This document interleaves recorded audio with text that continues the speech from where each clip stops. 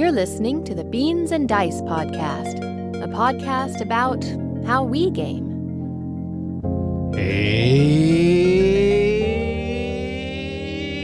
folks. You're doing it. I'm Carlos. I'm Rob. And we're the Beans and Dice podcast, a podcast about How we game. And it's Thursday night. Wah, wah, wah. Thursday night call-in show night, which is the night that we talk about how you game. However, today, before we open up the phone lines in about 30 minutes, we will open up the phone lines. But we're going to talk today about how these gentlemen are gaming and how they're bringing games to the kids through the Kardboard for Kids. It's going to be a fundraiser event put on by the Tampa Gaming Guild in conjunction with One Voice Foundation and the crew of the Nautilus. Joining us today from Tampa Gaming Guild, Chris and Russell. Chris and Russell, say hi to the folks at home. Hey guys. Thanks for having us. Hey, Thank you so much for joining. It's been about a year. These are repeat flyers here, yeah. So they've been on. I've been on once before. It was August 5th, I believe. I just watched part of the show a little earlier today. So just about a year. Almost exactly a year, yep. Always a good time. Again, I'm going to try not to spill a beverage tonight. I remember in the middle of that show, I kicked over a beer or something. I had to scurry out and get paper towels. So, but that's in line. That's encompassing with what we do here. Yeah, it's what we do. It's how we game. Just off the cuff, yep. But tonight we brought you gentlemen in because we wanted to talk about your drive that we originally got introduced to last year. And we're hoping y'all can update the folks at home, some of the beans at home watching and listening later on the podcast about what you're doing here in Tampa for the Tampa Bay area and how they can participate. So, gentlemen, talk about what you got going on. Chris. Well, this is our second annual Kardboard for Kids event. What we do is we've linked up with one of the Gasparilla crews, Ye Mystical crew of the Nautilus. They are a nonprofit along with us. We're a not-for-profit, a little different, but same concept. And we are also working with One Voice Foundation, which is a foundation that works with kids with cancer to give them kind of like a summer camp type vibe while they are receiving medications and the treatments that they need. And one of the bigger things that they need are things to do that are inside that aren't electronics. You know, everyone wants to keep the kids off electronics these days. And one of the great things that they've discovered is board games. So the three of us have kind of linked together and started this event, this drive in order to collect board games for the kids. Nice. And for the people outside of the Tampa area, the Gasparilla is, I know we've talked about it on the shows years past, but Gasparilla is, it's actually one of the largest parades and festivals in the United States. I think, if I remember, there was some stat a few years ago I saw it was like the third or fourth largest one in the country, but it's a big pirate invasion where they do kind of a mock a couple of days. I think it's 2 or 3 days. The pirates actually come in, and I'm not a Tampa native, so if one of y'all knows a lot more about this, you can jump in, but they come in, there's a big pirate ship ceremony. They come in on the bay, they invade, the mayor turns over the key to the city. It's actually for like a week or something, isn't it? Yes. Oh, okay. And there's revelry and debauchery for a week, and then they Well, no, it starts with the kids parade. Oh, okay. All right. We're not getting into the fun stuff right away, but the kids parade. Go ahead. Yeah. It's usually early part of the year, January, late January, early February, if I'm remembering correctly. They do come in on the Gaspar. Yeah, Gaspar, the ship that's docked over on Bayshore, and it's very much Buccaneers. It's very pirate. It's very Tampa. Yeah, for sure. And I didn't realize it. Oh, go ahead, Chris.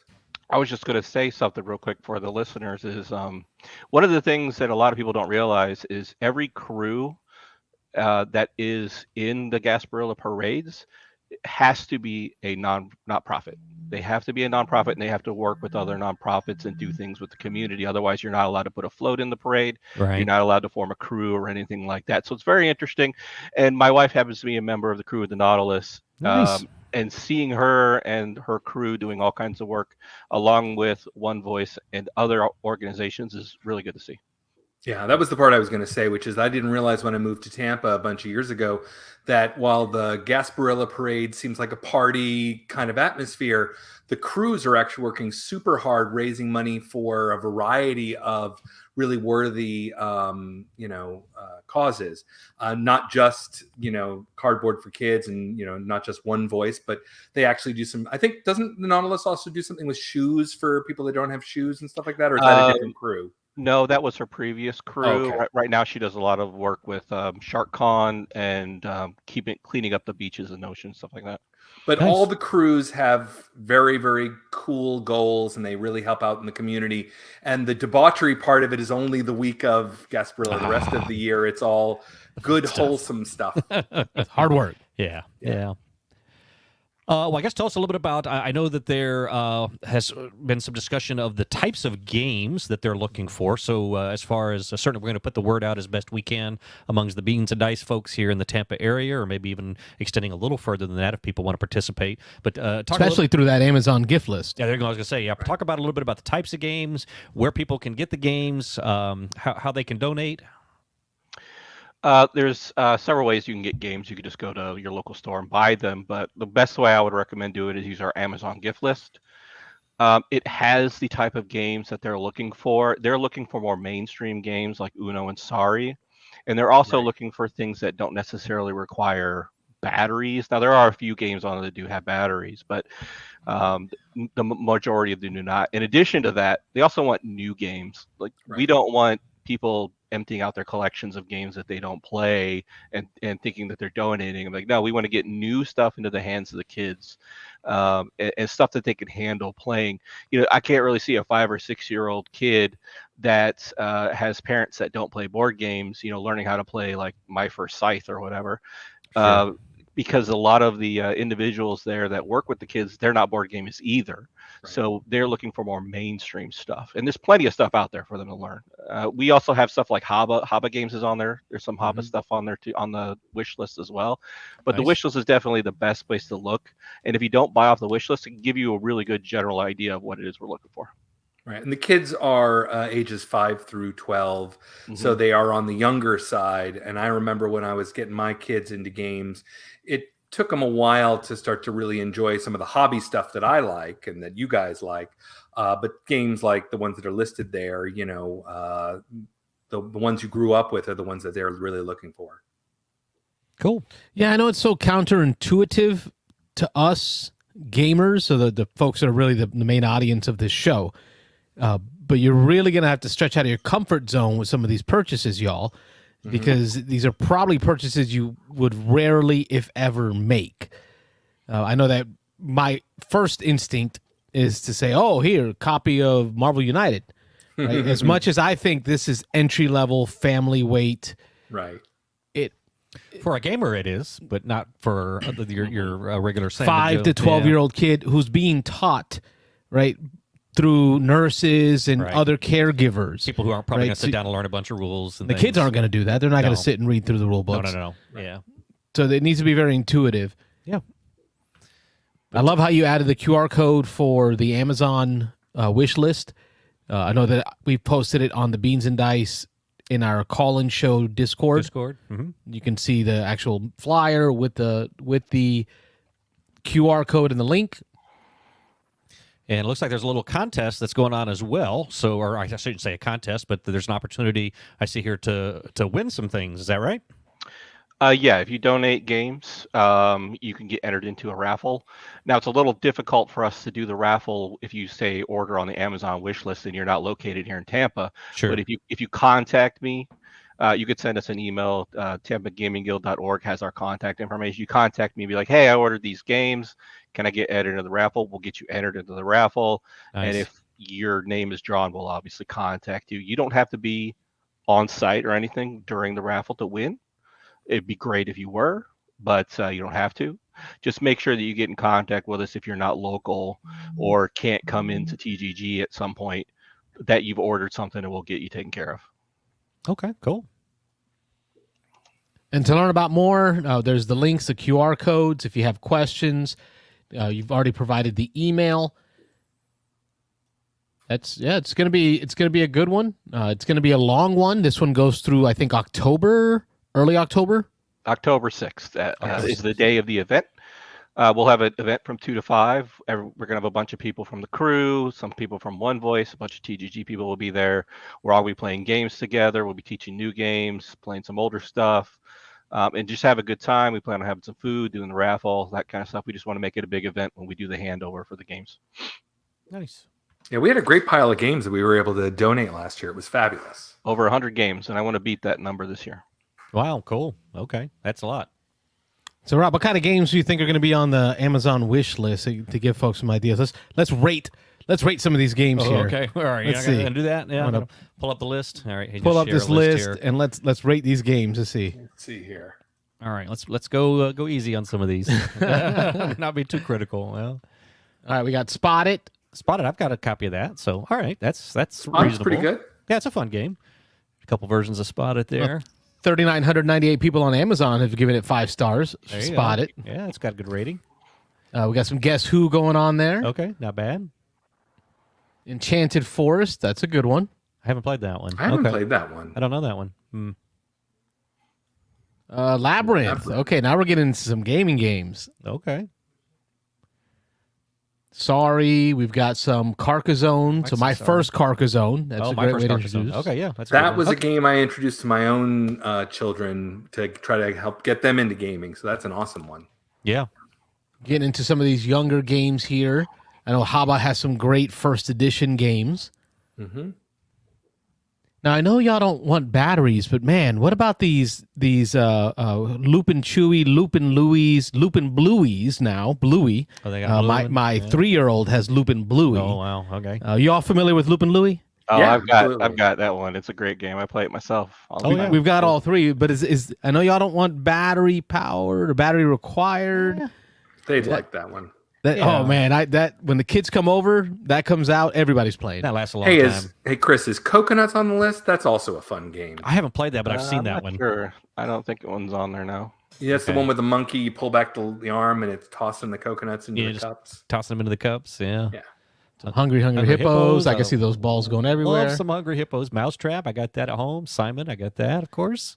Castle. My first Castle. I didn't even know this was a thing. Oh, I didn't either. I never heard of my first Castle. I own regular Castle I'm Panic. gonna add that to my wish list. Maybe I'll do a buy 2, send one to you. Get one to you and one to them. One to the kids. I like Castle Panic. do too. That is a good game. Yeah. And then you get into the Haba games. We just played some Haba a couple of weeks ago. The Super Rhino Hero. Mhm. Oh yeah. They have the first edition of Super Rhino Hero as well. Animal on Animal is a good Animal one on as Animal. well. I haven't played that one, but I've The seen 2 that one. versions of it. There's like entry level version and then a little bit more grown. My first Ticket to Ride one. These are some tough games First too, Journey. Chris. These Yeah. are good games. My Ticket to we Ride. both own that one. Yeah. Yep. Catan Jr. My family was big on this one when the kids were younger. When most of my boys were younger, we played a lot of that. Trading tried that one. Goats. Oh, I haven't tried that one. Oh, you haven't done Not my Catan first. Jr. No, That was good. I got a ghost guy running around woo, instead of a robber. scaring everybody instead of robbing from them.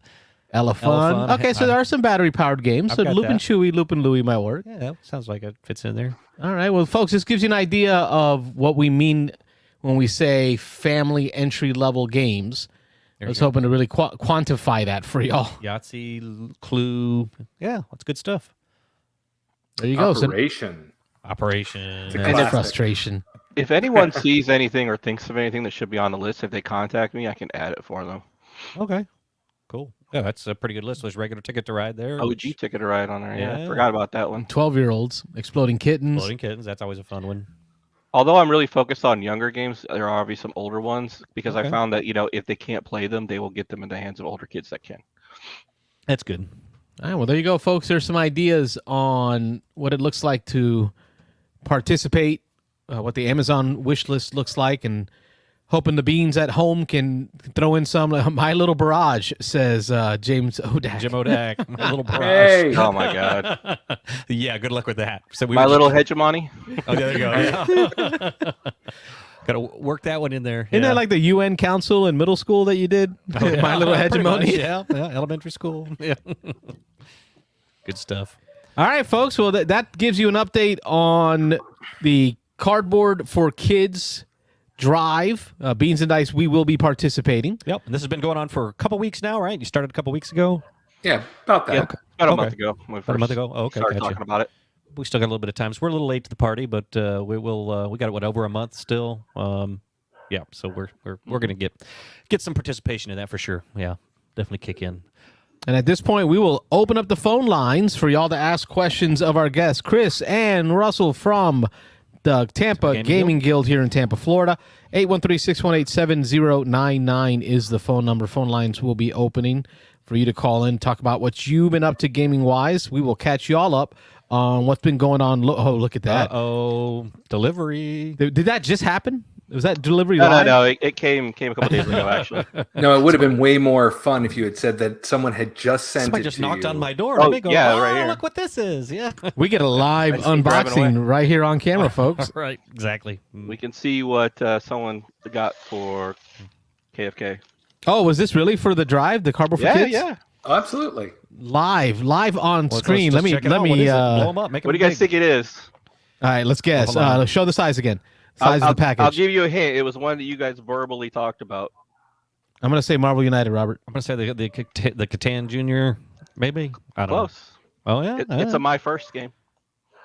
Not the My first ticket to ride? Ticket to Ride. No, it's not a My First. The Ticket to Ride First Journey is that one. Oh, all right. Carcassonne. All right, My nice. First Carcassonne. I own regular Carcassonne, but I haven't ever played the that version. Have any of y'all played it? Do you know what the difference is? I don't remember it all that well. I did have it. Like I said, I introduced my kids to gaming through games like that. And I had that game at one point, but I don't remember. I know that it was a lot easier, that there was every tile could work with every other tile, so that you didn't have the thing where you had to match up roads. Okay. Beans and Ice Podcast. State your name and where you're calling from. Sure, Marianne Masolio with the One Voice Foundation. Thank you, guys. Hey, Marianne. Hello, Marianne. Welcome to the show. Hey.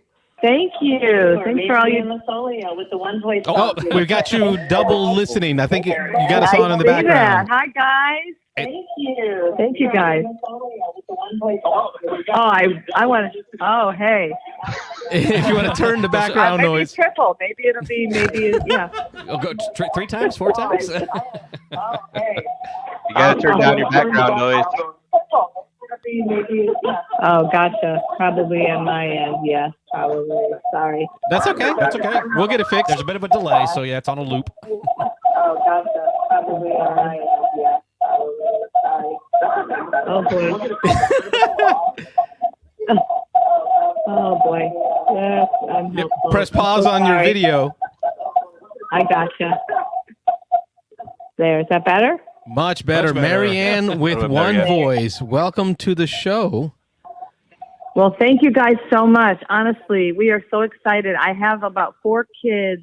I have to share with you, it's hilarious that we have a 2-week summer camp every June with 84 kids. And I would say, come on, guys, pool's open. The video truck's here. They're like, yeah, we're good. And they were sitting there playing all their board games. So it's so funny. I'm like, hey, the horses are here. They're like, yeah, that's nice. We're playing headbands, lady. Like, get out of here. We got Uno. And then we use a lot of the games at the One Voice Academy at our school for kids with cancer. So we played Uno in Spanish recently. We said, hey, if you're going to play Uno, let's do colors and numbers and yes, batteries are okay, by the way. It's just that sometimes we take them to the hospital, but for the school and our camp, batteries are fine because those other games sounded pretty cool.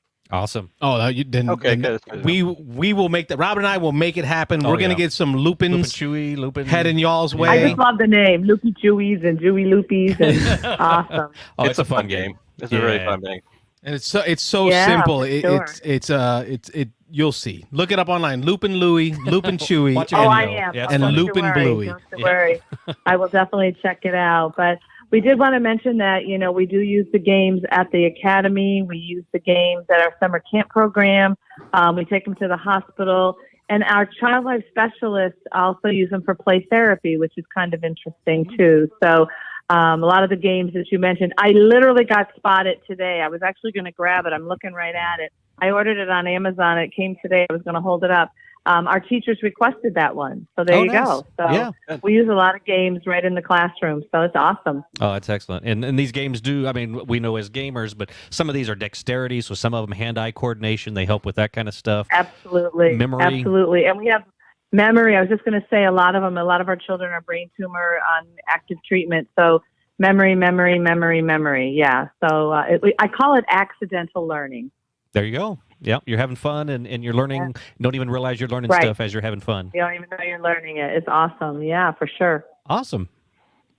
I can't even imagine what you and your crew goes through with taking care of these kids? I just can't even imagine. We have children born with cancer straight up through the age of 21. We follow the federal guidelines of pediatrics. Most of our children are between the ages of 5 and 12. So you really nailed that when you were talking about the games.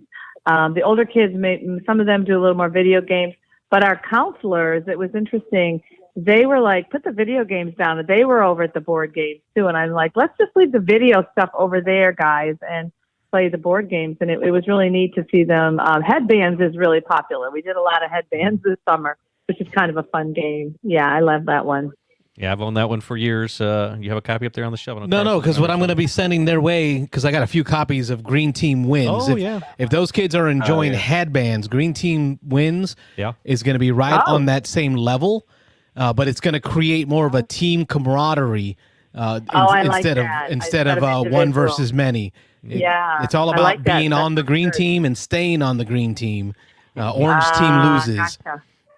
Gotcha. I got some unopened copies here. Actually, right over my head. You can see them, Chris.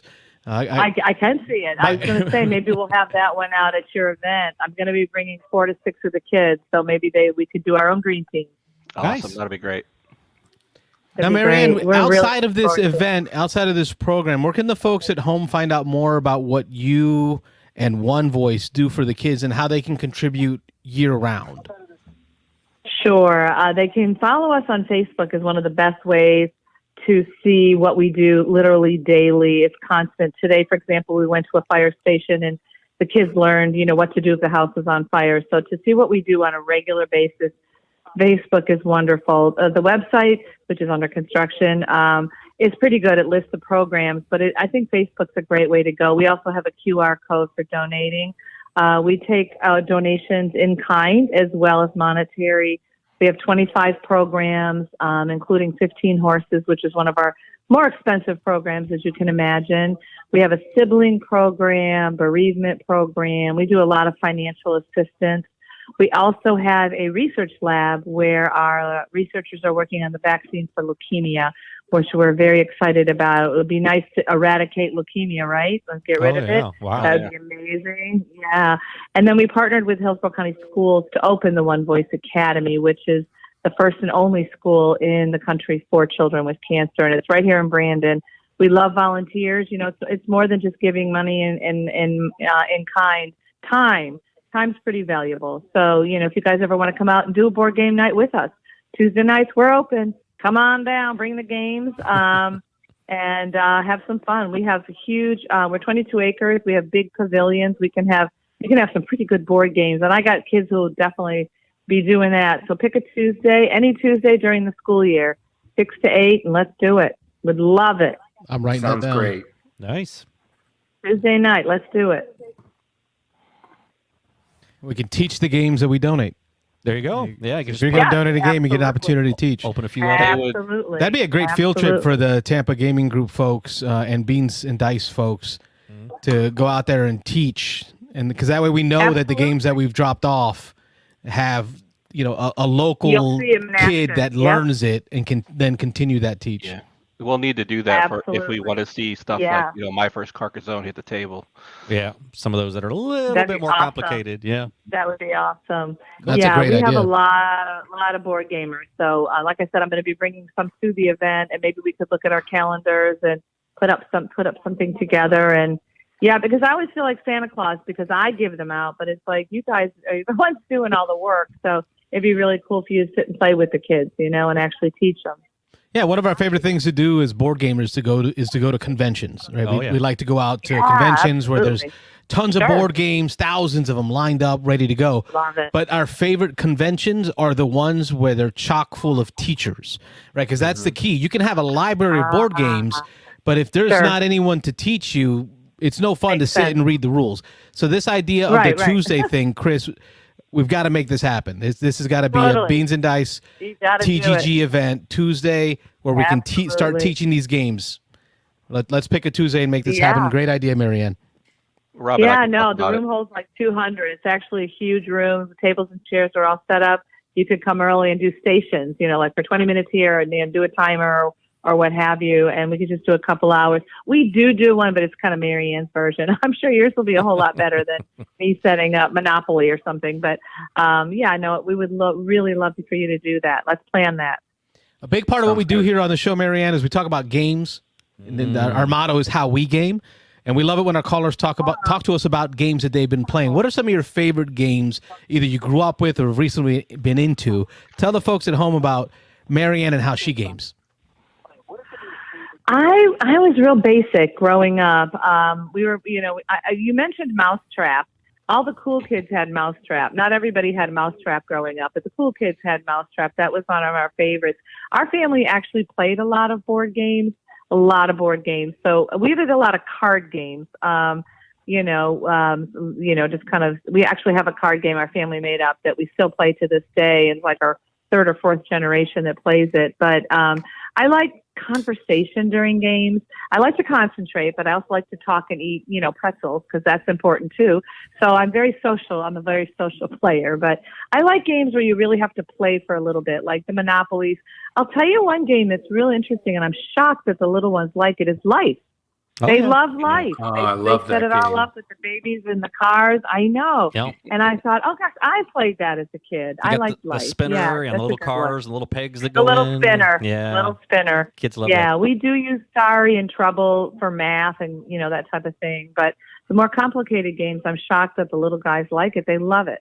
They love it. And also the one-on-one, it's real interesting. They like the checkers and chess. The real basic kind of, give me some checkers, Chinese checkers, and they seem to like backgammon. So they do those types of games too. They're throwing it back. Yeah, get a little step up And there. we're not messing. Yeah. That's right. That's right. No, it's good. It's all good. Chris is It's showing off good. some copies already ready to go. I got 2 of them coming. Oh, Chris. Oh, love that. Oh, that's perfect. That's perfect.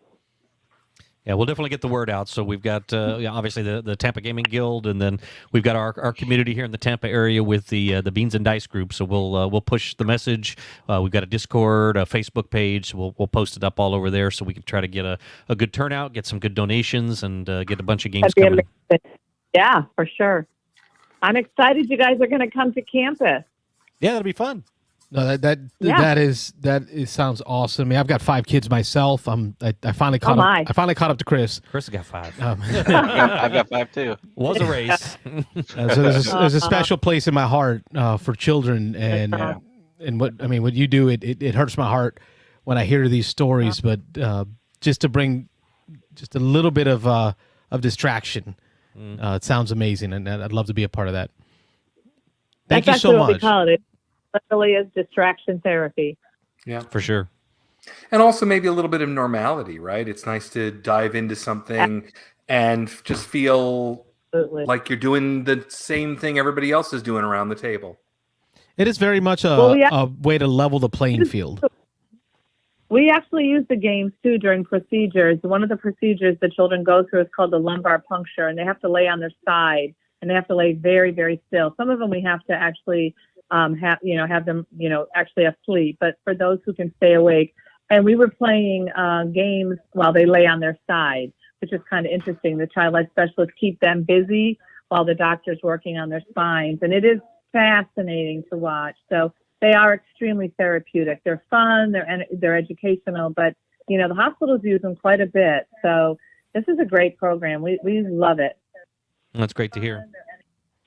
And Operation, I heard y'all mention Operation. We use that one a lot too with the kids when we're talking about their surgeries. Oh, cool. I don't think that one's on there. I'm going to add it real quick. I thought I saw it. I think I saw was it on there. there. Yeah. Was it? Yep. Okay, Yep. good. That's a classic. Yeah. Lupin Louie was not. It is. Just a hint. Just saying. Just a I'll hint. go at it right now.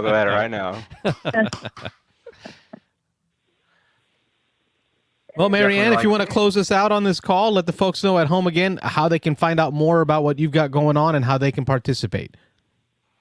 Sure, absolutely. They can follow us on Facebook, One Voice Foundation, and it's the number 1, not ONE. And they can also go to our website, One Voice Foundation. We're also on Instagram now under One Voice Academy, and that's a great page to follow too. It shows literally every day what we're doing with the children. So you guys will be on there. All right, numeral 1, Voice Academy. You got it. In One Voice Foundation. Yes, sir. Well, thank you for being a first-time caller. Much appreciated. Calling into the Beans and Dice podcast. Great to hear from you. Did you ever think you would hear about a call-in show that for people like sports games? Radio, but it's about board games? Did that kind of blow your mind? I love it. Yeah, well, the whole thing blows my mind. When I walked in, when Chris had us over, I was like, this is like a whole new wonderful thing. Yeah, no, I think it's amazing. I love it. Well, welcome to the community. Great to meet you. Well, thank you all. We look forward to look forward to the event, but then we look forward to hosting you on a Tuesday night. Absolutely. All right. Thanks Thank you all calling. so much. Good night. Thank you. Good night.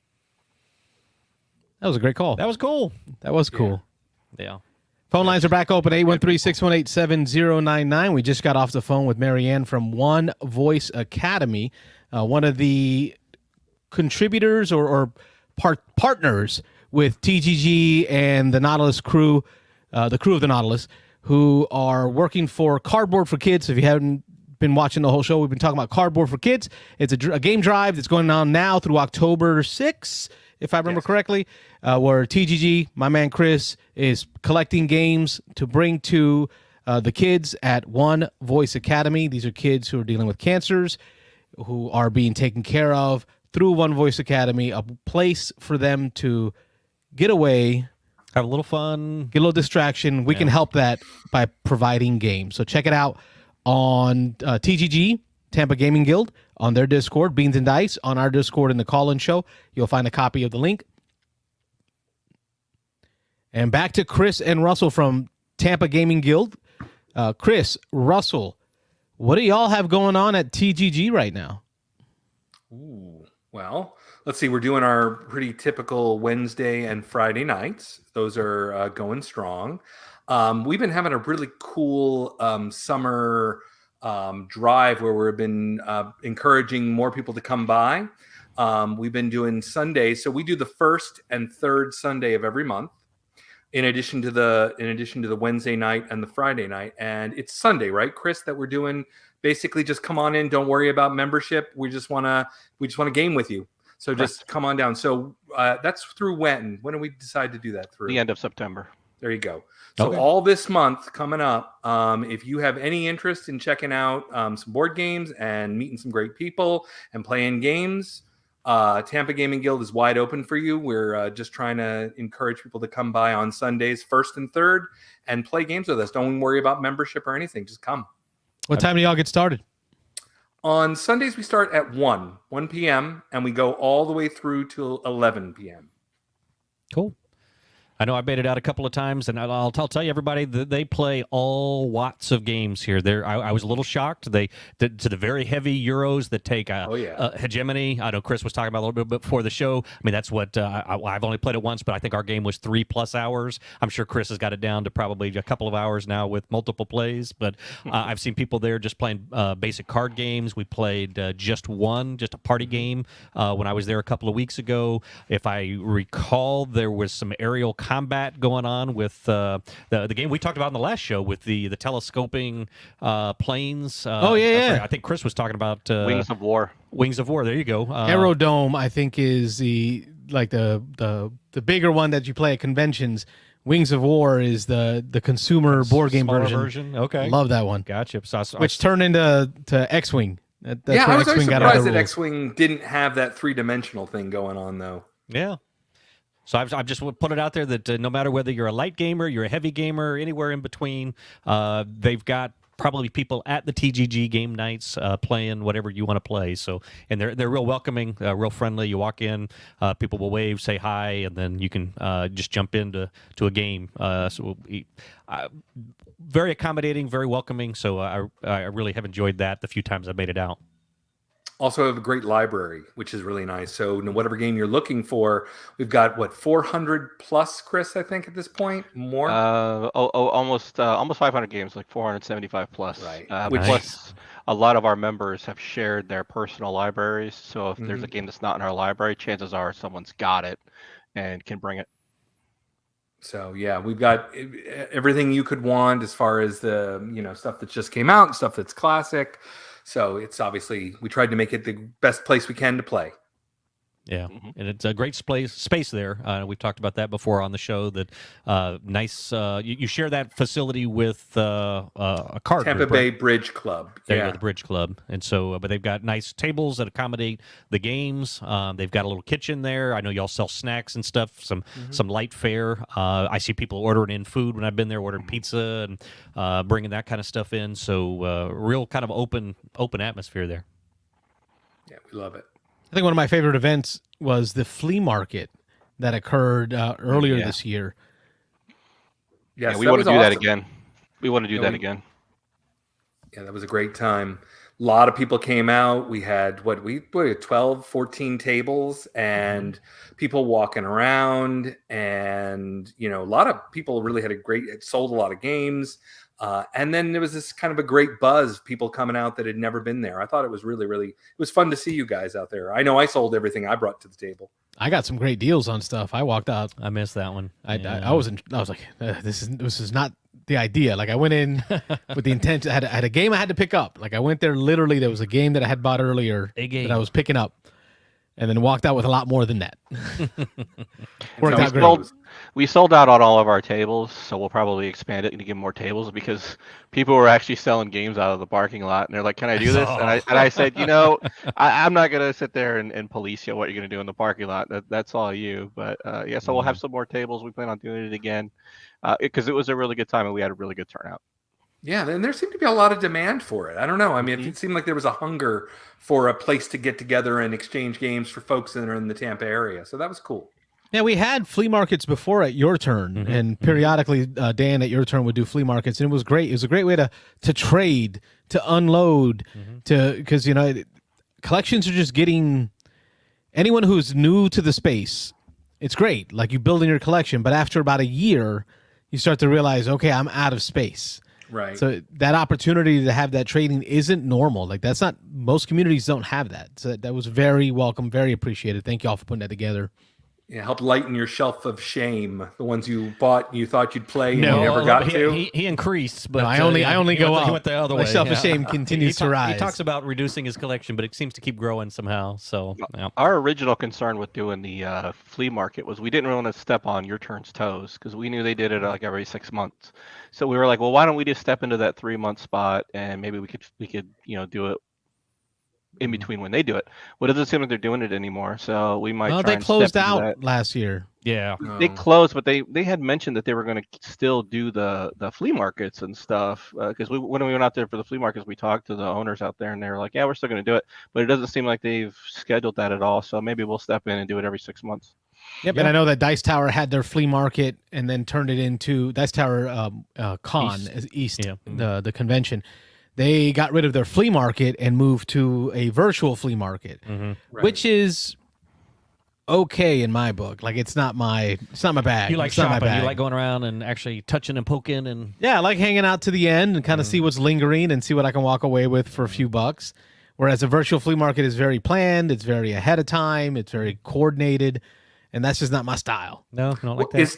Is Tom still doing the one where he sells off the games that are review copies? Oh, he did that. He He doesn't did, want? yeah, he did do They that. still do that. Yeah. So I remember in 2011, I want to say it was, or maybe it was one of the later ones, maybe it was 2012, and he was selling those games for like at the end, Oh, yeah. right? Yep. At like the last 10 minutes, he's like, 6 games stacked here. Some of them suck, but all of them for $1. Anything Oh, for yeah. and I think Jason Levine, which is someone who's also on the Dice Tower, was like, "No, you're crazy. These are worth more." And he's like, "I don't care. I just get them out of my site." It was fun. That sounds like Jason. Yeah, exactly. That's Jason, The finance guy. He's kind of the hype man anyway, but But they did something similar. This last year, they rented. There was I didn't rent one whole room there, and they just had tables of stuff. And when you went in, they gave you a box. And no, I'm sorry. They started out. You went in and you picked up games, and then you went and cashed out, and you could haggle as you were cashing out for whatever the price you wanted. And then they started doing them less and less. I know at the end, they were inviting people. They shut it down. They kicked everybody out. They condensed all the games down to a smaller space. And then they invited people back in, and they gave them a box. And they're like, fill up a box, however many games you could fit in the box for $10 or $5 or whatever. They kept slashing the price. And then so you could just go and throw games in a box and then go cash out for $5 or whatever. No, I walked out for I think $5, and I don't remember much of what I got out of there. But the one that stands out is the old game Maneuver by GMT Games. It's a awesome tactical card game battler. And I mean, that was, to me, it was a game that wasn't quite on my grail list, but it was on my wish list from an old GMT style, and it walked out for like less than $5 for like 5 games. Nice. But it just that's what I enjoy, is the flea market, the more, the bazaar, the market, the buzz of people talking and elbowing their way in to try to see.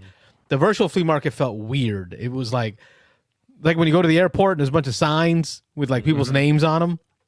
Like they had their board game geek handle, and you're looking around for Smurf Blue 43, right? There you go. Oh, he's got it. There it is. Got it handy. There you go. Like I bought a game from some schmuck. I gotta find him now. Yeah. Why did you save that, Russ? I'm concerned of why you saved so that. he doesn't like the virtual flea market that much, but I have sold a lot of my games that are just lingering in my collection that I'm trying to thin out. I go on the virtual flea market and I set them up. A lot of people try to get maximum money out of their flea market thing. I go in there and I'm like $5. Get rid of stuff. $5, $10, get rid of it. So every year that I do the virtual flea market, I sell a ton of games. I probably sold like first year maybe 30, 40. This year maybe I sold like 20 games. Nice. And I walk away for a couple $100. But there's one going on right now. It's next weekend is the pickup date. So the Brandon Board Gamers on BGG are doing, so effectively it's Patrick Havert from Brandon Board Gamers at Escape WinterCon. Yeah. He's doing a Saturday, September 7th, noon to 1 p.m. In the parking lot of Alpha Quadrant Games. They're doing their virtual flea market. And as soon as he posted it up, I was like, I'll just peruse through here. And like 5 minutes later, I'm putting a bid. The dude, there's a copy of Battlelore 2nd edition for $20. You got to do it. You can't say no to that. You can't pass up on that. I already own it, but You got a copyright over there. it's out of print. Like you'll never find that one again. Can you do the Overlord type scenario with that game? The way you can with I'm sure I can figure it out, Like a memoir. because now I'll have 2 copies. there you go. Yeah, we've done the memoir one a couple of times. So There's a lot of good games in there. Oathsworn, there's Marvel Crisis stuff. There's lots of good games in there. Check it out. It's Escape WinterCon, Brandon Board Gamers, and I think it's linked in our Discord somewhere. I'm sure it is. Yeah. Going on next weekend. And I told myself I was going to put some games up there to sell. Nope. Never happened. Nope. I just can't do it. I just can't do it. Gotta let go. Gotta let go. Call the collection. No, but there's more information about TGG I found online. I was going to show y'all Found at stuff. home a little bit about what we found. Oh, for these guys. No. Yeah. What is this? Well, what is Oh, God. And no one knows that better than the folks at the Tampa Gaming Guild. Susie Sachs and Chris Fettersfield join us now. Who's Welcome. that How are handsome you? fellow? Thanks for having us. So what exactly does the Gaming Guild do? Do you guys just get to have a whole bunch of fun around a table all the time? Well, what we have is we have a library of almost 500 board games on site. Chris, how did that feel going through this news morning show? I don't remember any of it. Oh, okay. Just a blur. After that show, I went home and took a nap for 4 hours. I was just completely It drained out your of it. introvert Yeah, oh, batteries? totally. Absolutely. So what is it like, the set? I know, you've been to the studio here at the Beans and Dice Studio B here at my house, which is really just a dining room table with a topper. Some games behind it. But you got to go to an actual news set. How was that experience? That was actually pretty cool. Like around the background that you see, it's obviously there's a walkway back there and the regular walls, and then the cameras themselves are on these big giant booms that stretch out like 20 feet. And there's a couple camera guys and a couple directors, and then there was somebody somewhere that everyone was talking to in a microphone to get directions. Probably some head producer or director or whatever. And these two announcer ladies, they walked right on and they sat down. They introduced themselves to us, sat down, started reading. I was like, oh my God, they're total professionals. But it was a really good time. It was a really good time. They were glad to have us, and we were glad to be there. Now you taught some no thanks. While you introduced the Tampa Gaming Guild to the greater Tampa community. They asked me, they're like, how long does it take to teach this game? I was like, I could probably teach it in about 4 or 5 minutes. Like, Like, well, you got like 30 seconds. Okay, I'll give you the really abbreviated, Quick version. Yeah, the quick version. So I gave him the Cliff Notes version, and if you watch the video, you see I kind of add a little bits of teaching in the middle of the game. Nice. And we only played like one round of it, so it wasn't a full game or whatever, and they wrapped it up at that point. Kind of got the idea. Yeah. We'll make sure to include that link in our Discord if anybody wants to go and check out the whole thing. But about a 5-minute clip there of Chris teaching and playing a little bit of No Thanks on the news. So that was cool. That's a great choice of a game. If you had to teach something quick and learn on the fly, I think No Thanks was a perfect choice. Yep. I went last week to the men's group game night at Mission Hills Church on 56th Street here in Tampa, Florida. And I brought a copy of No Thanks with me. I figured it would be a good filler towards the end of the night. And we put it out on the table. I taught it to a bunch of guys that had never played it before. By the end of the night, the guys were asking, okay, can we put money on it? How do we use this instead of poker? Because it got real cutthroat after a while. Like these guys were really bluffing with trying to decide how long to let that card sit out there. How many rounds can I get? The one issue that I had with No Thanks was the chips that come in the box for the most recent version are black. And I knew those would not work on TV, so I went out and I bought bingo chips, like the see-through ones. And I pulled out a whole bunch of red ones because they came multicolored or whatever. I pulled out a bunch of red ones and I threw those in the box, took the black ones out so they would show up much better on camera. You know what? My iron clays, that would work. That would feel so much better. Having like a stack of iron clays. I don't know. Those are big. big. But you got to be able to keep them in your hand secret, right? Because no one's supposed to know how many you have. Big. Well, that was the fun part is watching, because the rules are you can choose. Keep them out, hold them, hide them, whatever you want, whatever you're comfortable with. It was great when the guys we were playing with started to realize, well, if I hide how many I have, I can't be pushed around no more. Guys are getting tired of being pushed around. Yep. That's the gamery version of it. You gotta hide them. Come on. So that brings us to stuff that we've been playing, stuff that we've been buying, or other things that we've been into gaming-wise. We'll go around the horn until we're done, until we run out of stuff. Like, what's the last game you played, Chris? Last game I played is Hegemony. And the game I played before that was Hegemony. What about, did you get to play Hegemony? Hegemony. Hegemony, yes. We've been corrected in YouTube chat, apparently, that it's pronounced Hegemony. Yeah, Hegemony, whatever. Yeah, I've heard it both ways. So yeah, Chester in the chat there is it hegemony? Yeah, however. Yep, there it is. But yes, that was the last game I played last 2 times. So was that a Jim Odak participation? Usually it is, but there's about 4 or 5 guys at TGG that really like to play Hegemony. So we kind of swap out like who's in there, and some people are like, I could sit out this time or whatever. But I'm always one of the people that doesn't sit out because that's one of my favorite games. Yeah, always working class is going to be my favorite from now on. They're the easiest. You like that one? Oh, okay. Well, it's the only one I really can claim to understand. Makes sense. How would that game play at 2? I have actually played it at 2. It's not very fun, honestly. Yeah, I wouldn't. There is automa for the 3 different factions. You can't automa state, so even if you play at 1 player, the first player has to play state. But at 2 player, we tried it. I think we did working class and state. And the automa doesn't really capture how players would play. They just do kind of like basic actions. And the big thing about Hegemony is the card play and trying to link those together to get good actions for your round. And they don't really do a good job of playing, in my opinion.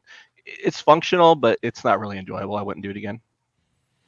Okay, because I don't normally I don't think I would ever be able to get a consistent group of 4 for Hegemony. You come to TGG, you will. I guarantee it. Yeah, it's out every time I'm there. I absolutely guarantee it. Yeah. I think it's pretty good at 3, though. I think it's pretty good at 3. It really shines at 4. It's really good at 4. I don't like playing the other account. Yeah, I've only played the one time at 4, and yeah, I find it hard to imagine at 2 or 3, but maybe 3. Yeah, 3. So 3 again. The state doesn't play at 3. Is that right? Okay. I think so. Okay. Chris knows better than I do. Yeah, you cut the state out at 3. Cut the state out. Okay. Cool. We want to go to Russell. Russell, you been playing anything lately? Most recently, I picked up Invincible, the hero building game, Okay. and my kids, The one based off the comic book / animated series. Mhm. Yes. There's they put out, I don't know how long ago, but they put out a co-op for it, and I picked it up. I had heard something. I may have heard something from Dice Tower. I don't know, but my kids love the cartoon. It's seriously adult, the cartoon on Amazon Prime, but my kids are older now. They're 17 and they really enjoy it. And so we picked that up, and that's a really, really good co-op. It's a bag builder. It feels a little bit like Quacks. It's got like a mix of Quacks with some really great co-op stuff. You can help each other. One of the things I like most about it is that there is a path you can go down with your characters where you can basically be doing a lot of support if you want to, or you don't have to go that way if you don't want to be the healer, so to speak, but you can go that way if you want. So it's very, very interactive. I'm really enjoying that one. Nice. Yeah. Invincible. So it's a deck builder, but more bag building. Bag builder. What's the component? So is it card? Is it chip? Is it dice? You've got what's in the bag? You've got 3 cardboard zones, kind of A, B, and C zone. Each of those zones can get populated with various villain cards or minion cards, things, baddies you're going to have to deal with. Your heroes can move between the zones. And you are working with a bag of little wooden cubes. And the wooden cubes are tied into the various powers that you have. And you basically can buy new powers each round. So, you might buy, if your bag starts to have a lot of yellow cubes in it, you're going to buy powers that are yellow. They're going to be able to be activated when you pull those cubes. And it's actually very interesting because you can play simultaneous, or you can play, one turn after the other. The co-op, you basically take turns in any order you want. If you want to have people just simultaneously digging into the bag the way they're doing in Quacks of Quedlingberg, you can do that. Or if you want to kind of slow down and be more strategic and, all right, now you take your turn because your bag is loaded with purple, and purple's really good for healing, that kind of stuff. So it kind of invites you to decide if you want to, how fast or slow you want to play it. We're really enjoying the heck out of it. But that's the feeling it gives me, that bag building. Like, what do I have in there? I think I've got a lot of orange. Okay, orange is really. Oh, you're not allowed to look. I don't know what the rules are. We try not to. You try to remember what you've got in your bag and think to yourself, how many black cubes are in there? Because the black ones are the ones that'll eventually knock you out of the round. Okay. Kind of like in Clank.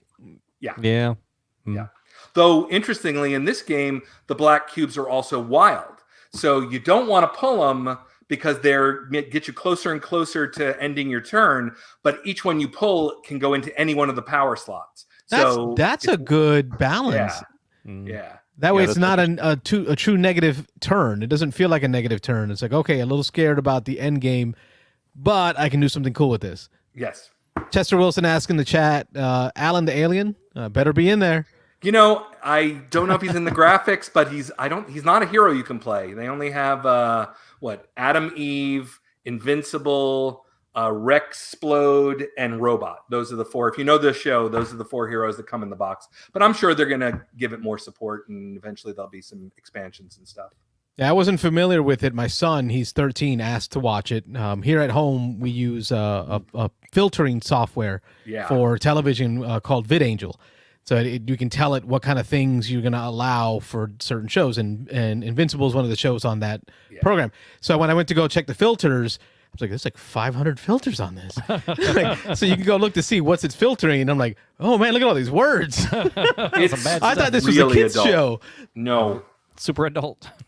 Very, very, very adult. Yeah, I was actually surprised when I saw Tom Vassel's final review, like just the last snippet of it. Game. How he talked about how much he loved the show and the game. Oh. And it's just, I was like, oh, wow, okay. Surprising. Didn't expect that. I haven't seen it, so I don't know anything about it. Yeah, but he said if you watch the end of the first episode, like you'll instantly know this is not a kid's show. Okay. Absolutely. And other than Invincible, the only other game I've been playing a lot of is Unmatched. My kids are nuts for Unmatched. And we got a couple of sets during the Prime Day sale. So now we're playing, we got like 4 or 5 different unmatched sets, and they're mixing and matching battles. Dracula versus Bruce Lee. Have y'all tried the co-op version yet? I forget what that one's called. Tales to a Maze. Tales to a Maze. Something along those lines. I kind of bounced off of it, interestingly enough. I do have it, and we play those characters, including Nikola Tesla. Okay. We play that one. We love that character to just go into the normal matches, but I kind of bounced off the co-op, and I don't quite know why. I got to give it another try. Okay, I haven't tried it yet, but Unmatched is great. Yeah, it's a great series. Yeah, I've hosted tournaments myself using my boxes at Your Turn, which I was just thinking about that today, how much I missed hosting tournament games. Oh, yeah. I was listening to the Secret Cabal Gaming Podcast, and they're sponsored by Mondo. Who publishes it? It's Restoration, isn't it? Yeah. Is it? No, it's not Restoration, is it? No, it's Mondo. Mondo's on the box. Okay. I don't know if Restoration's involved as well. I think they are, but okay, it might be Restoration and Mondo, but they're sponsored by them, and they were talking about Unmatched, and today it got me thinking, man, I really miss that hosting of tournaments. Like that's part of what I love doing in the hobby is taking a game, buying extra copies, and like hosting tournament events. And I need a new place for that. Yeah, need a new home for that. Well, hey, TGG would probably be happy to help you out with that too. Yeah. Now, how does that work? Do you just have help me understand how you build a tournament out of a game like Unmatched? We've done it pretty informal, but it is informal. I kind of got the idea for like X-Wing, what we would do on Thursday nights at Armada Games. You'd play 3 matches. You'd get like 3 points for a win, 2 points for a tie, which there really weren't any, and then 1 point for a loss. And each round, based on how you won, you would then get stacked in order. Seated. So you'd be playing similar level players. So the winners would play against the winners, the losers would play against the losers. And you would do 3 rounds. I think they call it Swiss format for the tournament. And then at the end, after 3 rounds, the top 2 players would then play each other for that final championship round. That's how we did it at Your Turn. What we did is we did drafting. So we started with a deck of cards, and I just handed out cards to everyone. And it was ranked by number and suit. And you got to draft or pick a character off the board. So I had all my characters out on the board. And we had different tables set up, and then we just randomly assigned tables with the maps, and then we would just randomly reassign tables with the maps, so you wouldn't know what map you were playing on or who you were playing against. So I actually had to take Bruce Lee out of there because he was a little overpowered. Yeah, I think Bruce Lee is a little overpowered. My kids beat him up all the time. They just get those ranged characters. There's one in one of the sets called Bullseye that can hit you from 5 spaces away no matter what. Wow. Bruce Lee can't touch him. There you go. There's a counter for everything. There's a meta. Yeah, Unmatched. Great game. Yeah. All right, what have I been playing, Robert? Go ahead, or I can tell you real quick about my lack of playing. I haven't played hardly anything in the last couple of weeks. I sent off 2 kids to college the last 2 weeks, and so we've been back and forth to dropping them off and kind of rearranging the house a little bit. We got 2 empty bedrooms at home now that we didn't have before, so we're kind of rearranging our things. But I am noticing that without 2 teenagers in the house now, my gaming has changed a little bit. So I was kind of looking forward to it. I was like, hey, this is going to open me up. I can do lots of things. But now, just in the immediate, just the last couple of weeks, I've been kind of sitting home twiddling my thumbs a little bit. So I got to get back out there. I was telling Carlos before the show, I've got a group that plays Frosthaven now. We played all the way through Gloomhaven. Took us a couple of years. We're now about maybe a quarter of the way through Frosthaven. We've been playing for about 6 months now. We play usually every other week. Sometimes we'll miss, and we only maybe get a game in a month or so. But so we had a session set up to play last night. But we got over there, and we had gone in on some season tickets for the Lightning. And so we were like, oh, the season's coming up. We need to get together and divvy up these games. And so we spent an hour divvying up the games. By the time we were done, we were a little late to be starting a Frosthaven campaign, which typically takes 2 to 3 hours. So we decided to call it short last night. So we're going to try to get together next week to do that. But yeah, we're really enjoying Frosthaven. For anybody who's played Gloomhaven and likes Gloomhaven, I mentioned it on the show before. Frosthaven was intended to be a harder version of Gloomhaven, and it no doubt is. We had a pretty easy time with Gloomhaven. We really, my group of 3, really enjoyed it for the 2 years that we played through it. We really loved the story, the way the game plays, the mechanisms, the mechanics. We rarely had to replay a scenario once we got leveled up a little bit. At the very beginning grind, we had some that we had to play 2 or 3 times. But with Frosthaven, it's not unusual now for us to have to play a scenario a second time. Usually on the second time, we can go through it pretty easy. But again, we've played about 15 to 20 scenarios now of Frosthaven, and I'd say half of them we probably have had to play twice, and we had to play one of them 4 times to get through it. So when you're talking about 2 to 3 hours a session and you got to play the same one a third or fourth time, it's saying something. But it's a great experience. I love me some Isaac Childress and Frosthaven, Gloomhaven, but that's my non-gaming. So, but anyway, Carlos wants to talk about games he's actually played. So, Well, Chester Wilson in the chat says, sheesh, indeed, Chad. I've had my eye on Bigfoot. Unmatched Bigfoot, yeah. The Chad Stilson's in there talking about Restoration Games is the publisher. Mondo is the art. There we go. Okay. And Chad Stilson says, you have Bruce Lee, question mark. You can still sell that for $200 online. Really? I know. Wow, that's crazy. And I bought 2 copies of Bruce because Did you give one away? Zeno and I bought 2 knowing that someone would want one. Yeah. And Zeno purchased it off me, but I think I gave it to him for like $20. Oh, it was probably 20 or 30 bucks, and now it's worth 200. So, oh well. Hey, I have a question for Rob. I have a question for Rob real quick. Sure. There's a debate going on in my game group about Frosthaven. Do you think the Gloomhaven classes are more powerful than the Frosthaven classes that you've seen so far? It's an interesting question. Along with what I said with the game being more challenging, there is no doubt that the characters are more challenging to play well in Frosthaven. And so I think Gloomhaven was a little more straightforward. It was a little easier to combo things, a little easier to go in and just do a lot of damage or do a lot of healing. In Frosthaven, Gloomhaven was kind of unique and was popular because it took some of the tried and true characters, tropes and classes and things from Dungeons and Dragons, and it really stood a lot of those on their head. They would mix and match things, like it would be like a half bard, half warrior, and just some of the weird combinations they had. Frosthaven feels like they even tried to outdo Gloomhaven in that part of it, and there are some really tricky things. I play a class now, my first class, we're all on our first character. I'm playing what they call the Banner Spear, and all of the attacks are set up where you have to have certain arrangements, certain patterns of allies around you in certain spots and enemies around you in certain spots to do big area of effect damage attacks and things. And so it really can be tricky, and it's really frustrating sometimes. And so I think it's not directly answering your question about whether one is more powerful than the other, but I feel like Frosthaven, it is a lot harder to do things well and to really excel at either hitting hard or supporting. It seems like every class is really thinky, and it's really a lot more tough to figure out. So I don't know if that kind of answers what you're saying there, but as far as just general power, I think Gloomhaven was a lot more, even though it was a little, it turned some of the classic things on their head. It was still fairly straightforward. This is a tank. This is a support class. Frosthaven blurs those lines even more, and it's really challenging.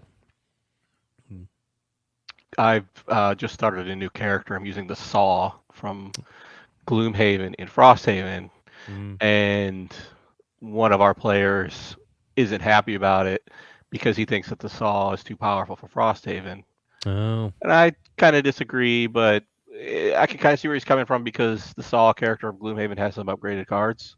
Mm-hmm. So, but I haven't seen the Saw character. I'll be honest with you. We played through most of the characters. No, yeah, most of the He's really characters good. in Gloomhaven. That's what everyone's telling you. He's really good. Yeah, yeah, that's what they're saying. Yeah, he's really too good. But it's a co-op. Yeah. Like, Yeah. Well, yeah. So why should they be upset? Yeah, I mean, you're all on the same team, right?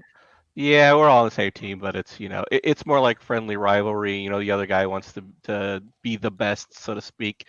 But my wife is big. I don't think have you seen the Prism yet? How complicated the Prism is in Frosthaven? I think we've looked at that one. We're not playing. It's not one of the 3 we're playing right now. But yep. This is one of the unlocked class, and it's apparently by far one of the most complicated classes in any of the 3 versions of the game. Okay. And my wife is about to start a new character with the Prism because she only plays Complexity 5 character. Oh, okay. Because she gets bored with the easy stuff, move up, shoot. Yeah. Doesn't want to do that. She wants to have a thinky class, so she's getting ready to start this. She was playing the Geminate. I can say that name because that's one of the starter classes. There you go. The Geminate is by far is the most complicated of the 6 starting classes, in my opinion. Yeah, I agree. The Banner Spear, like I say, isn't. I find it tricky again to set up the patterns that I need. It's like every time I need something, it's like, somebody's in the wrong spot. So I'm probably doing something wrong. I'm getting ready to retire him. I'm at I think on either 7 or 8, level 7 or 8. I've opened the ability to kind of go retire my character, and so I just need to go do a mission to get retired and get on to the next one. So I will do that relatively soon, and then I'll play with some of the other exciting, more interesting classes. We've unlocked, I think, 2 or 3 others in addition to the ones that come at the beginning. So, yeah, I'm looking forward to trying something different. But, yeah. Anyway, Carlos, you want to go back and unlock the Saw. The Saw? Yeah, so, yeah. I haven't. I know which one you're talking about. I remember. I know what it looks like, but I just that's one we haven't seen. So, yeah. All right, Carlos, you can go. Yeah, go ahead, Carlos. He's over here clicking on things, pulling things up. So. I have been just loving my plays of Ezra and Nehemiah, 2024 title by Garfield Games, designed by S.J. McDonald and Shem Phillips. Artist is also brother of Shem, Sam Phillips. I have not been a huge fan of that series of games, so I haven't been really brought into their medieval games. Or even their Viking games didn't hit well for me.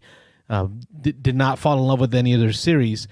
And then this game came out, and right off the bat, just that biblical theme, that historical biblical theme got me in. That got the game to the table. I've played solo a couple times. I've played with Rob, and I'm just enamored. Like it, and I'm watching more videos. I'm reading reviews, and I'm seeing a lot of theme in those about this being like a greatest hits album. So it's like they took a lot of mechanisms from some of their favorite or best games and have brought them in here. The 3-card action point system, or the 3-card play, where you've got 3 cards, you're going to play them, and then you overlap the 3 cards, getting your actions. The action point system using the banners, the resource that you're pulling from rubble, and then using that resource from the rubble to rebuild walls.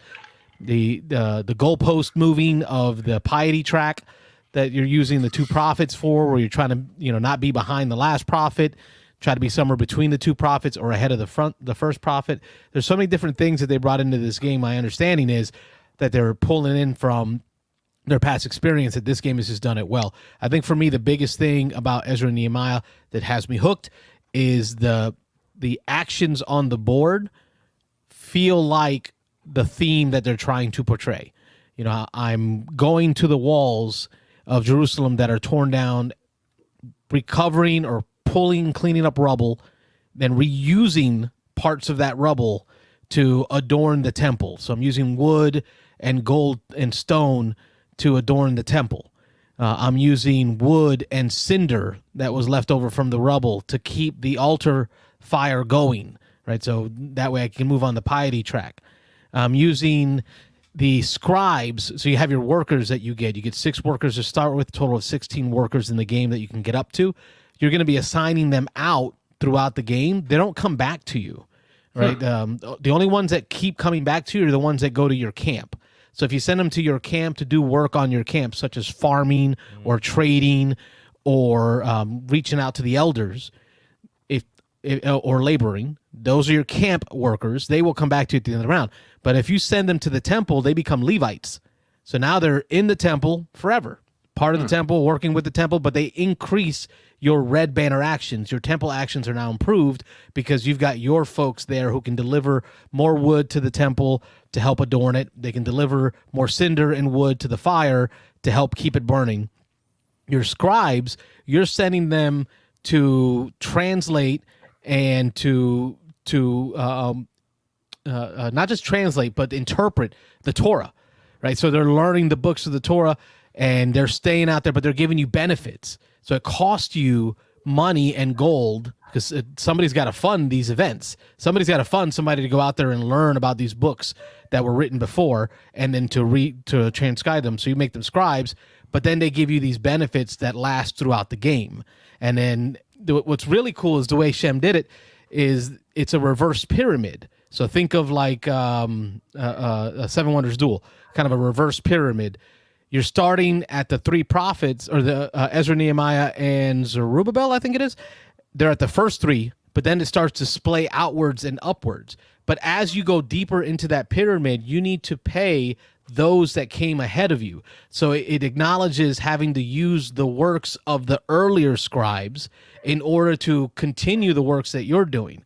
Now, if you line up your scribes, you don't have to pay anyone because they're your scribes. But if I have to, let's say, use one of Rob's scribe to get to that end game bonus that I want to have, because there's some end game scoring ones at the top, and that one seems pretty cool, I now have to pay Rob a coin for every scribe below mine that gets me back down to the bottom of the pyramid. Then there's the tent. So now you're moving your tent in a rondel, getting resources. I have just been enamored with this game. You're going to hear me talk a lot about this one as we continue until we do our Give It the Beans. I need to get Rob to get a couple more plays in, so we can give it the full Give It the Beans. Got part of the play, yeah. I will tell you, I started two-handed. I played two-handed. I like learning games playing two-handed. Do my best on both hands to learn the game. Then Rob came. I played a game with Rob. Now I've put the solo bot, the Automa bot, on the board. Man, this is well done. This is a well-done Automa. Many games do the Automa with a deck of cards, which I love. Lost Ruins of Arnak, right? They've got that little flip card system, flip tile. It tells you what the bot does. It's real simple to follow. In this game, there are two cards that are going to dictate what the bot does for its round. One card is going to dictate its preference for gate / wall, so like where it wants to start from, and then it's going to give it a trade action. And then the next deck you flip is going to give it one of 6 different cards are going to give it an action to do. There's going to be a chain of actions, AI style. Do the top if you can. If you can't, go to the bottom if you can't do that. And if all else fails, you can't do any of that, then you get a move on the tent. So it really, unlike Arnak, which is like, okay, if you got this many deck, you'll start to memorize what's going to happen, and each turn will get similar.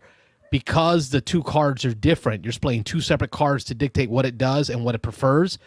Every round is different. You can never really tell where the bot's going to go, what gate it's going to want to pull rubble from before you get there, what trades it's going to do, and then what actions it's going to take to beat you to it. So, but it's simple and intuitive. After the first week, because the game is set up in 3 weeks. Each week consists of 6 working days, followed by a Sabbath, which is your rest day when you score. So once you do that first week with the Automa, week 2 and week 3 are a breeze because the symbology is so simple. So that's what I've been playing, Ezra and Nehemiah. You can hear it in my tone. I'm loving it. Yep. I think you like it. Yeah, he's liking it a lot. A little bit. Oh, the coolest part. So I took it with me to church because the kids, the youngest kid has his Bible study stuff on Sunday nights for the kids. And what I didn't do was open up her Bible study packet for the next week until today or yesterday. I think it was today. It might have been yesterday. I opened up her Bible study packet, and in it is this coloring drawing of Nehemiah rebuilding the wall. So I'm like, man, what a coincidence. Perfect. Beans and Ice Podcast. State your name, where you're calling from. Gentlemen, it's Mr. Odak. How you doing? Hey, Jim. How are you? Hey, Jim. Hey, Jim. Hello. All right. What do you want to talk about hegemony? So somebody said they were going to come last night to TGG and play Hegemony and didn't show up. Who's that? Wasn't me. I'll give you one guess. Mr. Chris. I did not say I was coming. I said I was trolling Discord looking for conversation about it. Oh, okay. But there was never anything that was confirmed. So on we ended it. up playing. We ended up playing a 3-player game of Hegemony last night. No, you did. How'd that go? The 3-player is good. I like it, but the game is so much better at 4-player. How all the 4 factions interact with each other, it's fantastic. And without the state, you kind of lose some of the give and take with IMF being intervening or not intervening, and then giving providing resources and stuff.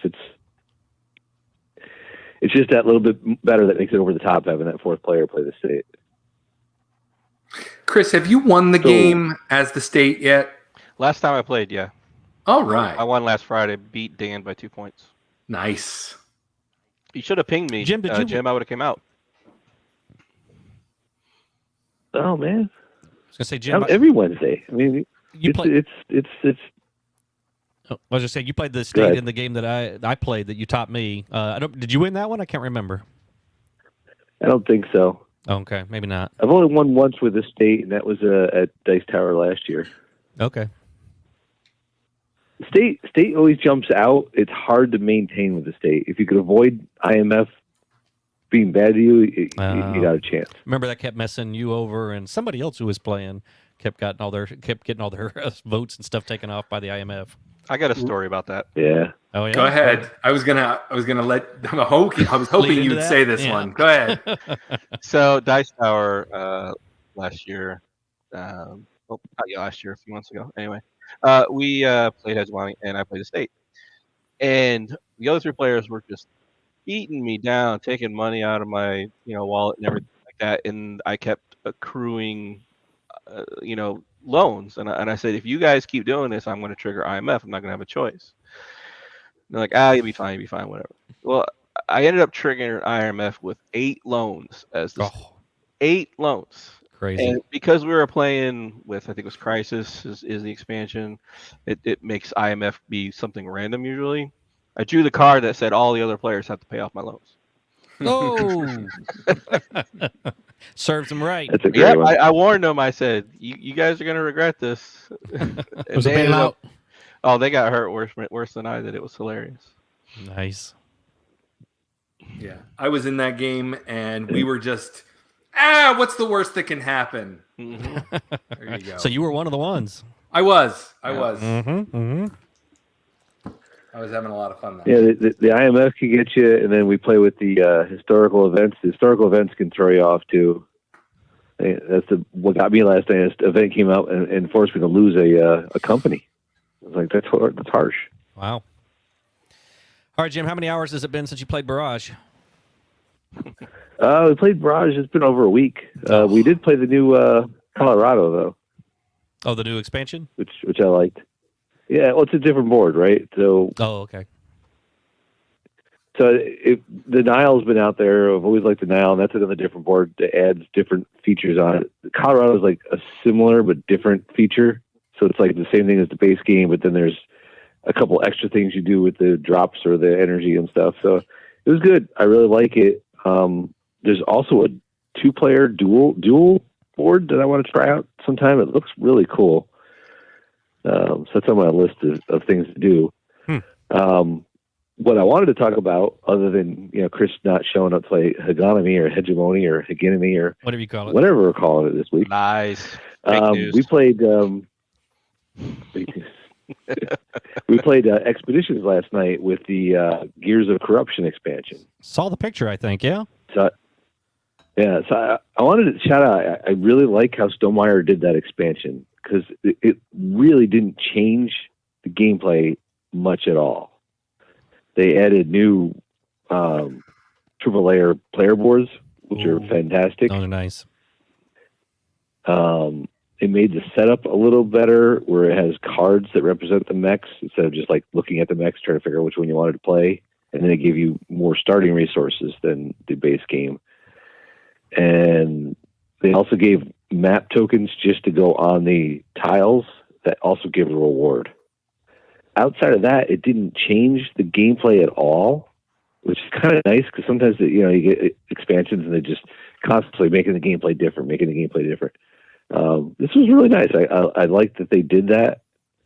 And then the other thing that they added is they added an optional corrupted mech feature, right? So you don't have to play with it, but after someone puts their first star out, this corrupted mech comes out on the board, and basically he has a deck of cards that he starts out with and works through, and he basically just moves every round before the player's turn who brought it out. And if he moves, he just moves, and that's the end of it. If someone's in his way, they lose a resource. And then his cards also are corruption. So if you're next to this mech and you get a vanquish, which is how you get rid of the corruption off the board, you can start removing his cards, and they count as a corruption in your goals. And then if you get rid of all the cards, you defeated the corrupted mech. Oops.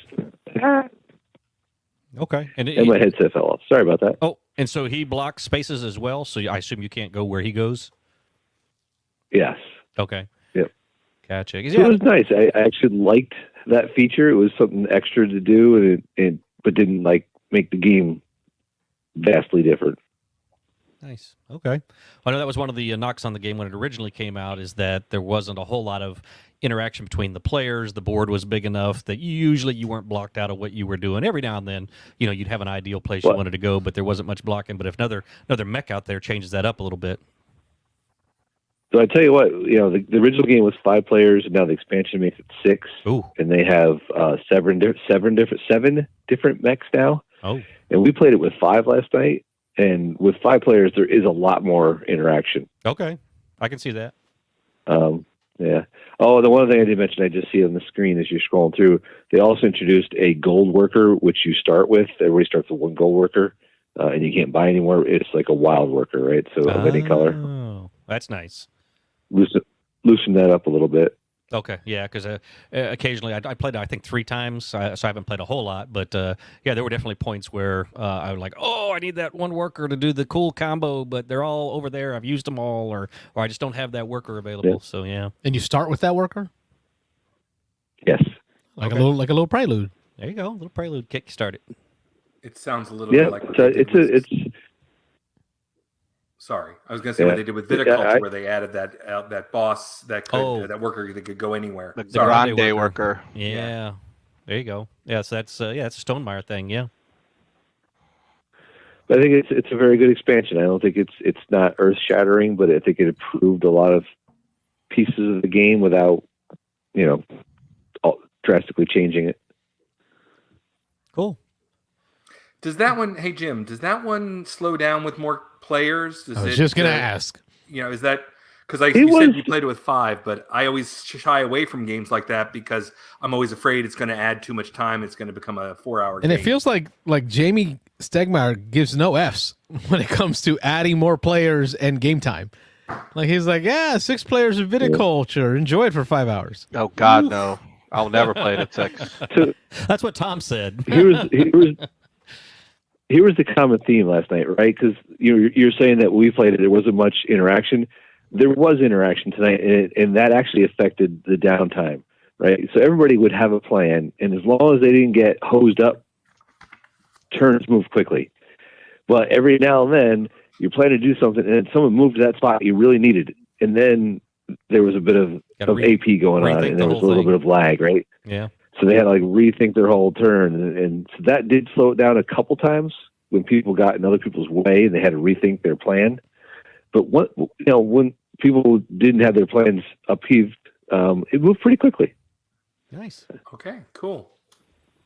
Chad Stilson in the chat says Gold Worker was a game changer. The Gold Hero Worker makes it possible to bypass the rush for the 3 worker tiles. Oh yeah. Open it up for more players. Yeah, at the beginning of the game, that's where everybody goes is to get those extra workers. Yeah. Yep. Interesting. Cool. So my kudos to Stonemaier on that upgrade. Nice. Anything else you've been doing lately? Other than really, I've been enjoying selling popcorn. I got to mention that. So, a little plug out there. It's Cub Scout, Boy Scout popcorn selling season, and I will be at various Lowe's and Publix on every weekend for the next 2 months. I did 8.5 hours last weekend. Yep. Mm-hmm. Remember, we got the Shameless Plugs channel. Shameless Plugs on the Beans and Dice Discord. Yeah. You're welcome to shamelessly plug where you're going to be. Well, I know you put it in the Facebook group already, but yep. Oh, I'll plug it out there, sure. Yes, I am the popcorn colonel this year. I have taken on extra responsibility. I'm sorry. All right, Redenbacher. Sorry. Well, Rob, get used to me because I may be coming to your troop and doing that for them when I get to them next year. That's right. I got a friend. Yeah, that's how it works. That's okay. Yeah. Chad Simpson remembers doing this now, right? What was that? Roger does the popcorn for you guys right now, right? Yes. Although Mike Ebert, our leader, is doing it this year, so I don't think Roger's doing it this year. Maybe he did it last year. Yeah. Yep. Yeah. The other thing is I've been kind of obsessed with is Trickerion. I'm really liking that game. Would you play it again? Trying to get that played a little bit more. Oh, yeah? I played the one time with you, me and you and Sam, and was it Alex played that night? Or no, it was just me, you, and Sam. Yeah. Yeah, I think we just 3 because Alex couldn't come. That's right. He didn't make it. But you played again since then? Yeah, I picked up a different expansion that replaces those various powers that we had on the left side of the board. Oh, yeah. Mm-hmm. And that seemed to play better than those cards did, so I like that. Okay. So we'll be getting that out a few times. Cool. Yeah, I want to play it again. So if you get another game together, let me know because I enjoyed it. I want to try it again. Yeah. That I'm just waiting for the new Nucleum expansion to get delivered. I got to play that. I saw Jeremy was posting that in our Facebook group yesterday. He posted that he played the Nucleum with the expansion and how much he's enjoying that. And I responded that I got to get Nucleum played. That's near the top of my wish list right now because I just see that game everywhere, and it seems like the kind of game I'd like. So I got to get a play of Nucleum in. Yeah, maybe this Wednesday we can do something. I think possibly. I don't know. I think it would. Oh, I say maybe you won't have Go ahead. No car problems this time. Oh yeah. I had to do a tire. My son was heading off to Florida State, so I had to do some repairs on the car. I was stuck waiting for a tire for half a day for that. So that was a bummer, but I didn't make it out. But yeah, that's. I was going to say I'm heading tomorrow morning at 6 a.m. to Dice Tower Retreat. It's going on now. It started Wednesday, started yesterday. Cool. But me and William are going to head up tomorrow, Saturday, and Sunday. So we'll be up there about 2.5 days. Getting up there super early tomorrow. And again, Nucleum is going to be at the top of my list. If somebody's out there that's willing to teach it, I'm sure it'll be showing up somewhere. But if not, and when we get back, we'll definitely need to set up a day to play it. Yeah, go with that. Oh, look, I'm getting so how do you pronounce Trickerion? Oh, is that somebody post something up or? It's been a thing today. Ever since Chris said hegemony. They've been purposely mispronouncing games in the chat the whole night. It's been great. Trickerion. Barcelona. Nucleum. Cyclades. Cyclades. Mm-hmm. That's a thing now. The chat goes wild. We have no control over the chat. Chat goes wild. Anyway. It's one of those things you see a name and you get a way of pronouncing it in your head before you actually talk to people about it, and then you're stuck with it, right? Yeah, exactly. I'm glad to see Trickerion if I'm saying it right, get played because it was all over the place. I don't know, it was 4 or 5 years ago or something like that.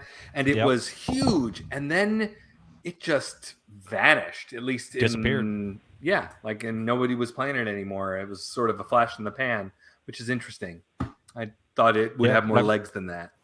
I've been seeing it come back. I think there was a deluxe edition or something that was either announced or came out like a year ago, and it kind of got it back on the radar. And but that's I don't remember how it was. Somebody mentioned it when for a game night over at Jim's, and I was like, oh yes, there was a list. I think somebody posted like 5 or 6 games. I was like, Trickerion, that's the one I want to play. I remember, years ago that was, like you say, it was at the top of everybody's list, and that's one I had wanted to play for a long time. So I'm glad I nominated that one, got that one to the table. So yep. I want to get La Granja back to the table. Do you remember that one? That was playing- the farming game with the cards that had like stuff going on the sides and Three stuff going on sides. the. Yep, Yeah, I'm playing it right now on BGA. I'm in the middle of a game of it. Yep. Mm-hmm. That was such a great game, and it was again really popular. I don't know, 4 or 5 years ago, whatever. And I played the heck out of it, Yep. and then it vanished. Everybody got rid of their copies. I picked one up at the virtual flea market this year at Dice Tower for $5. No, that was $10. Oh, really? Wow, that's Yeah, I got that's to a get it steal. to the table. Looks Yeah. like it just Great. hit its 10-year mark this year. Yeah, I it's a think great they're game. coming out. I want to say that I heard that there is a redone or a deluxe version of this coming out that's getting ready to get either game founded or kickstarted or something. I'm almost certain of that now that more I think about it. So there is a new version of this. I forget who's Well, doing it. There's a reprint that's out now. I've seen the Okay. reprint. The one you're showing on the screen is the original one that I learned. Right. There was a reprint that must have come out, I'd say, in the last year or two. That was had different art, but I don't know anything about a redone. Okay. Well, this is the one I'm thinking of. Okay, so this is it then. So it's already out there. Yeah, The I haven't deluxe played this master one, set? Deluxe Yeah. Master set. Okay. Yep. but I definitely want to get this to the table. This was such a great game. It is. You know, it wasn't super heavy, but it was very strategic. And I remember that little market with the little octagon pieces, and you had to kind of make shapes or connections or whatever in that market. That was like this little side game going on there. Yep, Reminded put me a 'em- little bit of Trajan. Put them out there. You kick other people's off, and you get points for I think however many people you're adjacent to or something. So yep, it's fun. Yeah, there's a couple little areas you're trying to do a couple different things. You've got your own player board where you're trying to accomplish some things. You've got the main board where you have options to either sell goods to your own cards to complete them to get the benefits, or you can sell to the main board to fill up different areas. If you're the first one to do it, you get some bonuses for filling up one of the market stall. They call them stalls, I think, out there on the main board.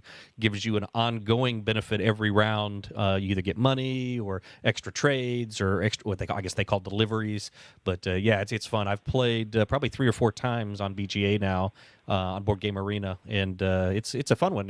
Just about every time I see somebody start up a game of it, I try to jump in. So it's a good game. Trading in the Mediterranean. Yeah, something like that. Trading on your farm. This is one of the first games I remember where I looked at the cards that were being handed to me, and I thought to myself, "There's some really delicious hard decisions on how I'm going to use," because there were like 2 or 3 really good ways to use every card. Oh yeah, and you had to make some decisions about what you were gonna, I don't say throw away, but you're gonna use it in this capacity, and you wouldn't have access to those icons for other parts of the game. I remember thinking when I played it that it was delicious to have to make those kinds of decisions where everything's good, but what is the most good thing I can do with this? right. And I haven't played it enough to know, because I've only played it again 3 or 4 or 5 times now, maybe on Board Game Arena. But there seems to be multiple paths to victory. As long as you kind of pick a path and go heavy into it, it seems like you can score pretty well in about 4 or 5 different ways. And so,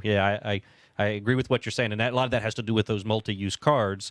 If you just kind of pick away and go, my problem is I like to do a little bit of everything in a lot of these games, and I spread out and try to do too many things, and it usually ends up biting me at the end. But I like playing with the different mechanisms in this one. It's fun. Cool. It's a beautiful photographs of the components. These components look awesome. This deluxe version. Do we still have a caller on the phone? Oh, I think we had Jim. Oh, yeah. Sorry. You lost I'm him with the still here. beige. I'm listening to the conversation. Okay, yeah. No, that's good. Didn't mean to shut you out there, Speaking Jim. of deluxe versions, Yeah. the deluxe version of Teotihuacan should be delivering here in another month or so. Looking forward to that. Teotihuacan?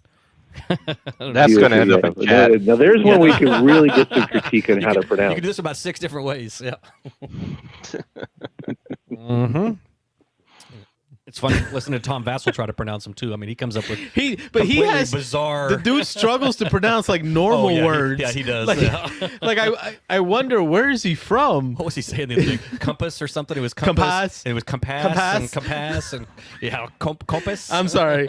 I know Tom has occasionally watched the show. Yeah. I'm sorry, Tom. Hopefully he's not I know watching right English now. is not my first language. I have an excuse. Yeah, something like that. But he knows. He acknowledges it. He did a video the other day, and I believe he had to to do it intentional because he said the same word about 6 times right back to back to back, and he changed the way he said it every time. So it's like, okay, Tom's doing the Tom thing. He's being funny. So yeah. Anyway, Do we know if there's a reprint coming for my favorite of the TZ games, Zolkin? Do we know if that one's getting a reprint? That's a great game.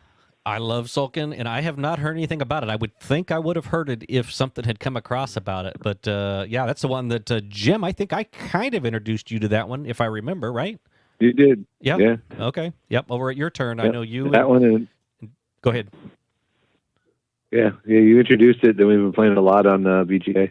Exactly. Yep. You and I was gonna say you and Dan, and there was somebody else. I think I did a teach. I kind of fumbled my way through a teach of it, but Wayne, I think. was it Wayne? Maybe. Yeah. Yeah. I like that a lot. I know Wayne liked it a lot too afterwards, and he's been in several of those games we've had on BGA.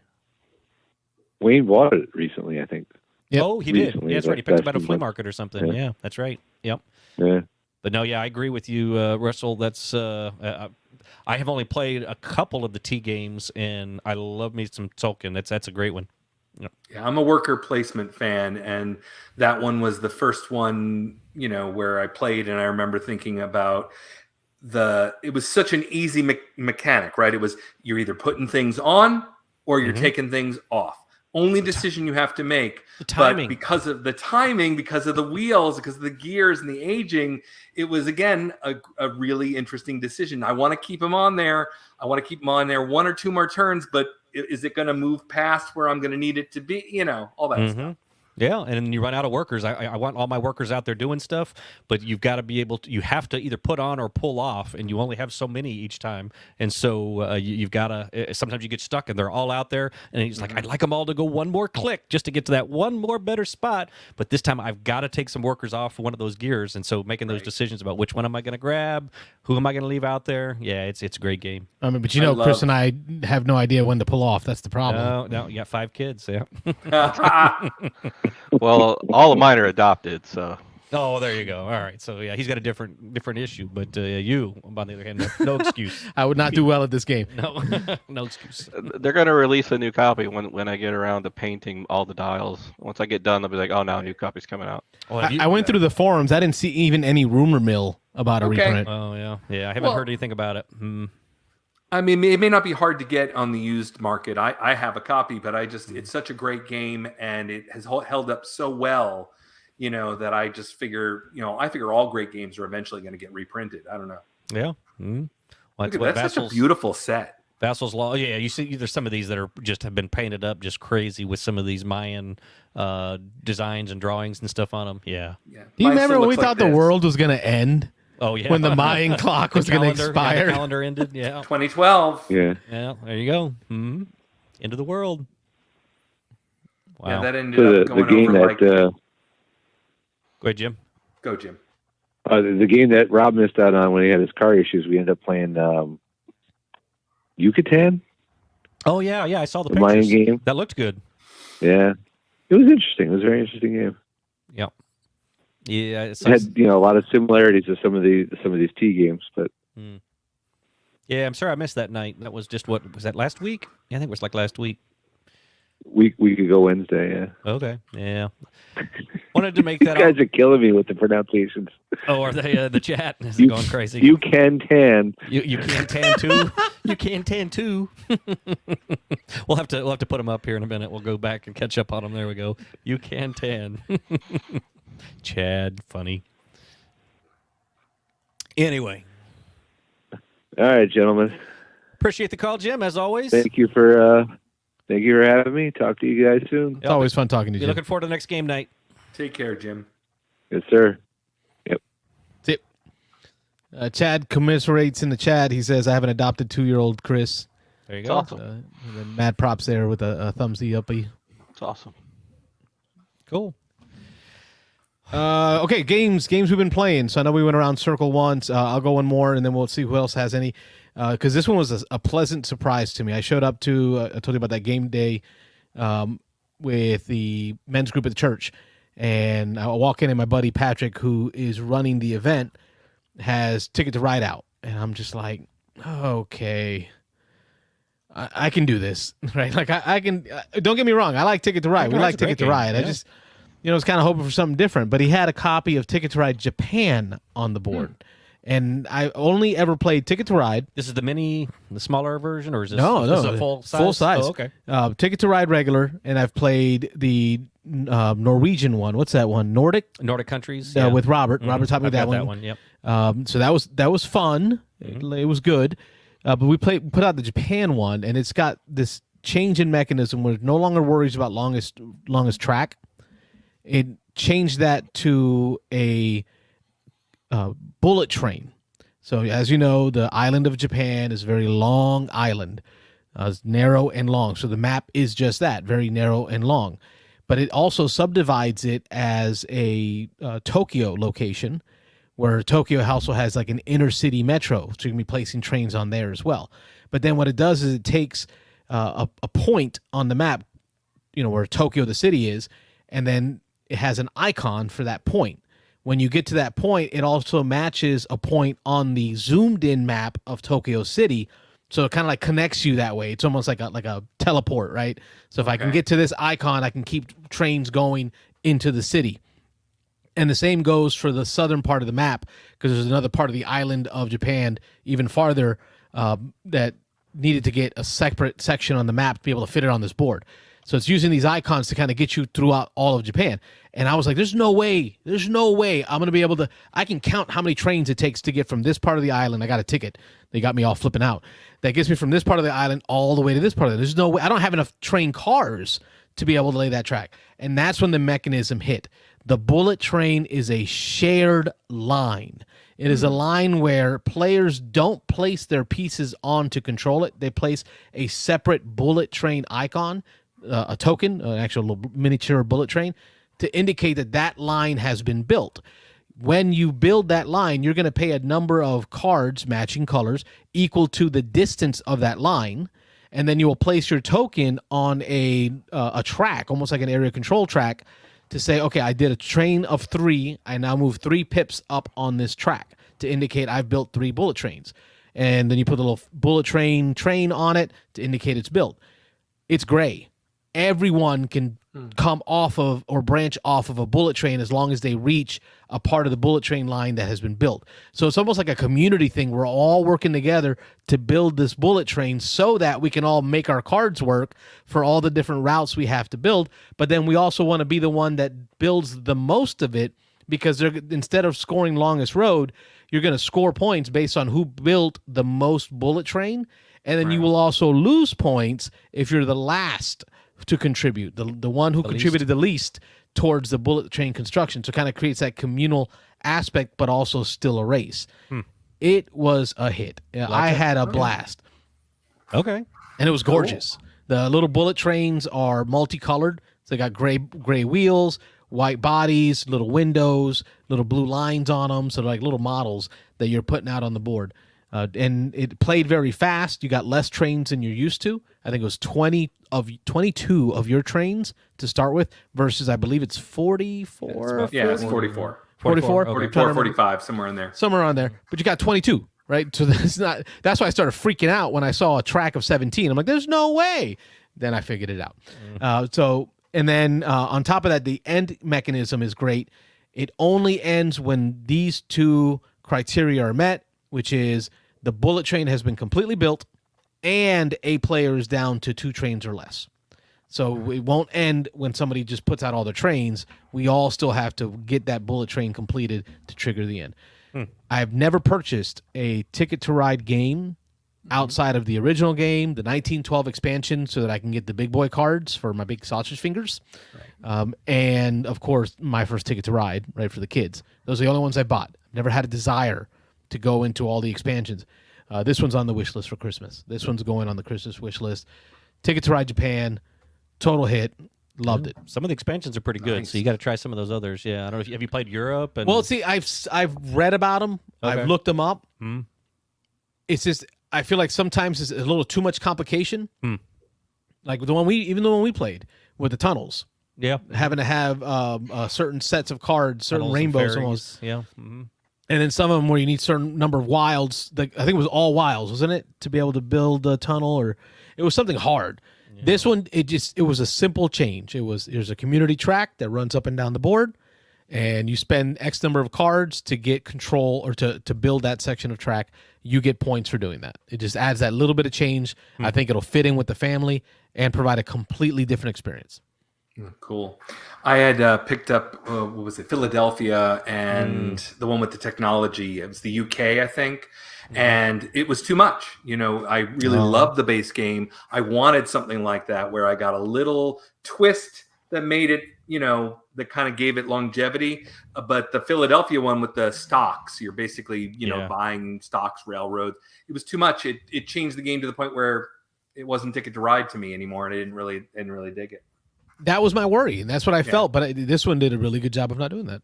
Now I'm sitting on the Legacy one. Ticket to the Ride to the West, or Rails to the West, or something. Has anybody? I haven't played it yet. In fact, I was hoping it's going to happen someday that Chris and Susie and myself and my girlfriend would eventually get around to play it because we needed a group of 4, but it hasn't happened yet. We've been playing role-playing games instead. But has anybody played it? Is it good? I've heard good things.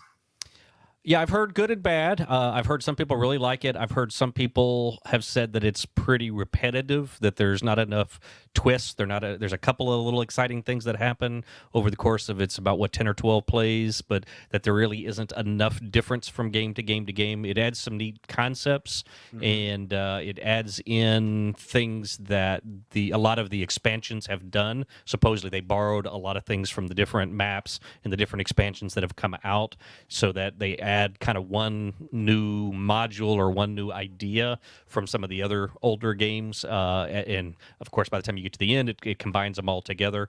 I've heard there's not a whole lot of story to it. So, I mean, if you're in it for the story, as some legacy games, people are in those wanting a big story, a big idea, that there's not much to the story. I've heard that people who really enjoy Ticket to Ride, though, have liked it a lot, and especially people who have liked those expansions. Again, seeing them all come together in one big game that's replayable at the end, which is always a nice plus for these legacy games, is that once you're done, you're going to have a unique board that you can play over and over and over again. And I hear it does that pretty well, that if it's a game that you want to play beyond I think it's 12 plays in this one that it's slated for, that it is a decent game that you can continue to play afterwards. But yeah, it's one that it's definitely high on my list. My wife is not a gamer, and this is one of the few games, Ticket to Ride is one of the few games that she will play. And so when I showed her the review on Dice Tower, she was like, "Oh, that looks interesting." So yeah, this is one I've definitely got to pick up at some point. Don't show her that woman on the left there. Holy moly, look at that art. Oh yeah. little rough, yeah.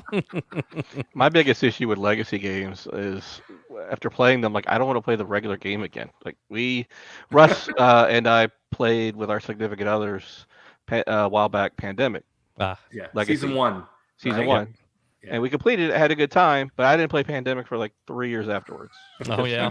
Anytime someone said Pandemic, I got nauseous. Carlos and I played through Season 1. We played through about half of Season 2, and then we stopped playing. Our group kind of fell apart that we were playing with, and then we've entered a couple of Pandemic tournaments. Which was fun, but those are cutthroat. Those are that's some serious Pandemic. We did not fit in. We did not fit in. Yeah, we were not the caliber they were looking for. So. I did get one of those Pandemic decks, though. While at that tournament, I asked for one, and the guy gave me a Pandemic deck. So I am able to host a Pandemic tournament. There's these customized decks that you put them in a certain order, and then that's your lead deck that everyone has to use. So you set up all the games in that same way. So all the events come out in the same order. All the cities come out in the same order. The only thing that's different is, and everybody uses the same roles. The only thing it's 2-player. The only thing that's different is the actions you take. Yeah. And so people diverge and go in different directions, and it's just survival of the fittest. It's whoever lasts the longest. Those outbreaks are going to keep happening. You're going to get overrun, and so you're just knocked out one by one. As you get overrun, it's the last man standing, last team standing wins. And it was great. There were these signs, so these flip card signs with numbers on them, right? Each table, yeah. So how many cities that have outbroken, right? So all your outbreaks, you're putting it out there for everyone. So every time it happens, you're like, oh, we got another outbreak. Public disgrace. We got to flip And then the last sign. one is the skull. So, Yeah, we're out. We're done. and then you got this this like tablecloth napkin thing with a big like biohazard symbol on it, and you have to cover your game. Like, you're done. Love it. Love it. So I played Pandemic over with Bob like about 2 weeks ago at Bob from TGG, and and we got to the last, what was it, 2 or 3 cards, and we're sitting there trying to figure out how we were 1 cure away, right? Oh. And I'll tell you, that's the thing about Pandemic that it still blows me away and makes me like, just impresses the heck out of me, is how many times those games come right down to the wire, and you are just 1 move or 1 or 2 cards away from either winning or losing. And everybody at the table that was playing that game last week knew that game backwards and forwards. They had played Pandemic before. They liked Pandemic. They'd played it, and everybody was really good at it. And still, it came right down to the last turn, and we lost. Yes. And I think that's great. I think I want to lose my co-op games at least, I don't know, 30-40% of the time. Otherwise, I'm not enjoying myself. Such a sign of a great game. And so I know Carlos and I vary on that quite a bit too, because I like losing my co-op games 70% of the time. I like them to be hard. I like to be, we've got to do things in the right order, and depending on the amount of luck in the game, sometimes, the luck's got to go our way. But Carlos likes to win probably 70% of the time. My wife keeps asking me to play Viticulture World. Like she wants to keep getting beat up in Viticulture World, and I'm like, I am done. It's like an abusive relationship. Like, I like that. Mahir has beat me up enough. Mahir Shah, designer, Viticulture World, has beat me up enough. I'm done with this game. Yeah. So I saw he's at Retreat. I'm going to see him tomorrow. You'll see him? I'll see him? Yeah. Yeah, tell him hi. Yeah. I saw him on the video. So yeah, cool. But I played. Oh, go ahead. I was going to say, have a great time. That's all. Oh yeah, thanks. Yeah, I will. Yeah. Played Pandemic, the Star Wars one, not too long ago, and it just kind of got the juices flowing for that system again. I know it wasn't designed by Matt Leacock. It was a different designer, but it's based on the Pandemic system, and they did a great job of theming it Star Wars-wise. But by far, my favorite Pandemic has to be Pandemic Fall of Rome. That's got to be like my favorite of the Pandemic. Back to the historical themes. I love historical themes. Right. I've played that one. I think I like the Holland one with the dikes a little bit better than the Rome one, but that one was really different than the base Pandemic games or the different versions that came out. But I played that one a few times and I really enjoyed it. Chris, which one's your favorite? Of the Pandemics? Pass. I mean, not the fan after of the Legacy, I mean, if I'm going to play Pandemic, I'll play the basic one. But I mean, at this point, after the Legacy game, I can't play Pandemic. We had such a good time. We did. We had a great time. I even made a shadow box for you, but no. Yeah. I want to play Zero. I've heard 1 is the best just because it was so new and novel and you didn't know what to expect. 2 we didn't love. We were trying to get through it, but like I say, it fell apart about halfway through and we never got back to it. And then 0, where they went back, supposedly that's a whole new, that's Cold War, that's Russia and U.S. and spies and espionage, and supposedly that one is... okay, that would probably hold my attention more than Waterworld did. Yeah, so I really want to play that one, yeah. That one looks like a lot of fun. So the hard part is finding the group that week after week that's the hard thing to do. I think we got hit by COVID. I was just saying, I think it was COVID that ended up putting we were kind of tapering out a little bit. We weren't loving it. Then Isn't COVID that a little happened. too on the nose though? That your Pandemic game was ruined by COVID. Yeah, had to be. That makes sense though. Yeah. Mm-hmm. All right, those are the games that I wanted. I played Draftosaurus, but I won't really highlight that one. Outside of that was my week of plays. Any games as we wrap up this episode, Chris, Russell, any last games that you want to highlight that you really enjoyed this last week? I have one. I have one as Chris. well. Oh, go ahead. Let's go for it. Here's one that you guys probably never get to the table. Europa Universalis, Price of Power. Oh man, Dan was selling it. Dan was selling it. It is fantastic. Never played it, but I know of it. Yeah. If you like Europa Universalis, the board game or the video game, it is fan-freaking-tastic. But it takes a long time. We are playing a 3-age game, and each age has 4 rounds, and each round takes us about an hour. Wow. So we're playing it over multiple sessions on Mondays, but it is a really fun game. There's a lot of back and forth. There's a lot of backstabbing. There's a lot of alliances come and go. But I'm having a lot of good time with it. With a couple of individuals that I know that are into like really heavy games like High Frontier. They're all really enjoying it as well. We have High Frontier stories, but yeah. But we don't mean to interrupt. Go ahead. Oh no, it's just it's a Failure really to heavy launch. game.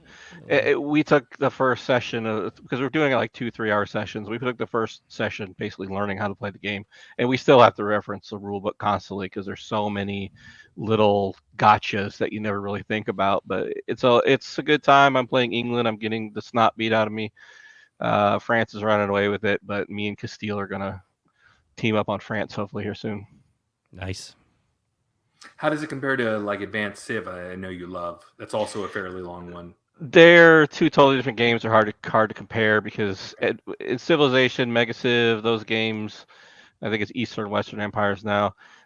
It's really detrimental to war in those games because warring will really hold you back. You want to dedicate your resources towards actually building up your civilization and researching technologies and stuff. That doesn't really apply in Europa Universalis. There's a lot more going on. You're dealing with wars. You're dealing with rebels, royal marriages, casus bellis. Like it's just the HRE is in there. You're dealing with the papacy. Exploration of the new colonies, distant worlds, Africa, Caribbean, those kind of things, India. It sounds fun. It is a lot of fun, but it is a heavy game. It's a big box too. Big box. If you don't have a day to play it, don't even bother cracking it open. Nice Call out. All right, Russell. Opposite, very, very short game, but I'm loving. I just played on BGA, which is what is it called? The Cat in the Box by Bezier. Oh yes. The trick-taking game with no Schrodinger's suits. cat. I like it. Yeah. Yeah, I played that. I don't own it. I played it on BGA. Learned it on BGA. I was having a lot of fun with that. It was okay. Played it, got my butt kicked, and was like, huh. I got to play that again. And played like 3 or 4 more games in a row and had such a great time with it. I want to go get it because I want to teach my kids. The whole It's little so area control, adding that to trick taking is just really cool idea. I'm just it's the color piece, like the colors not being static. Oh, right. it's great. I've tried to read the rules. I tried awesome. I don't know if I'm going to be able to grok it. Yeah. Oh no, it takes you just 1 or 2 rounds and you'll have it. You will, and it's such a great puzzle too because you're sitting there looking at these cards.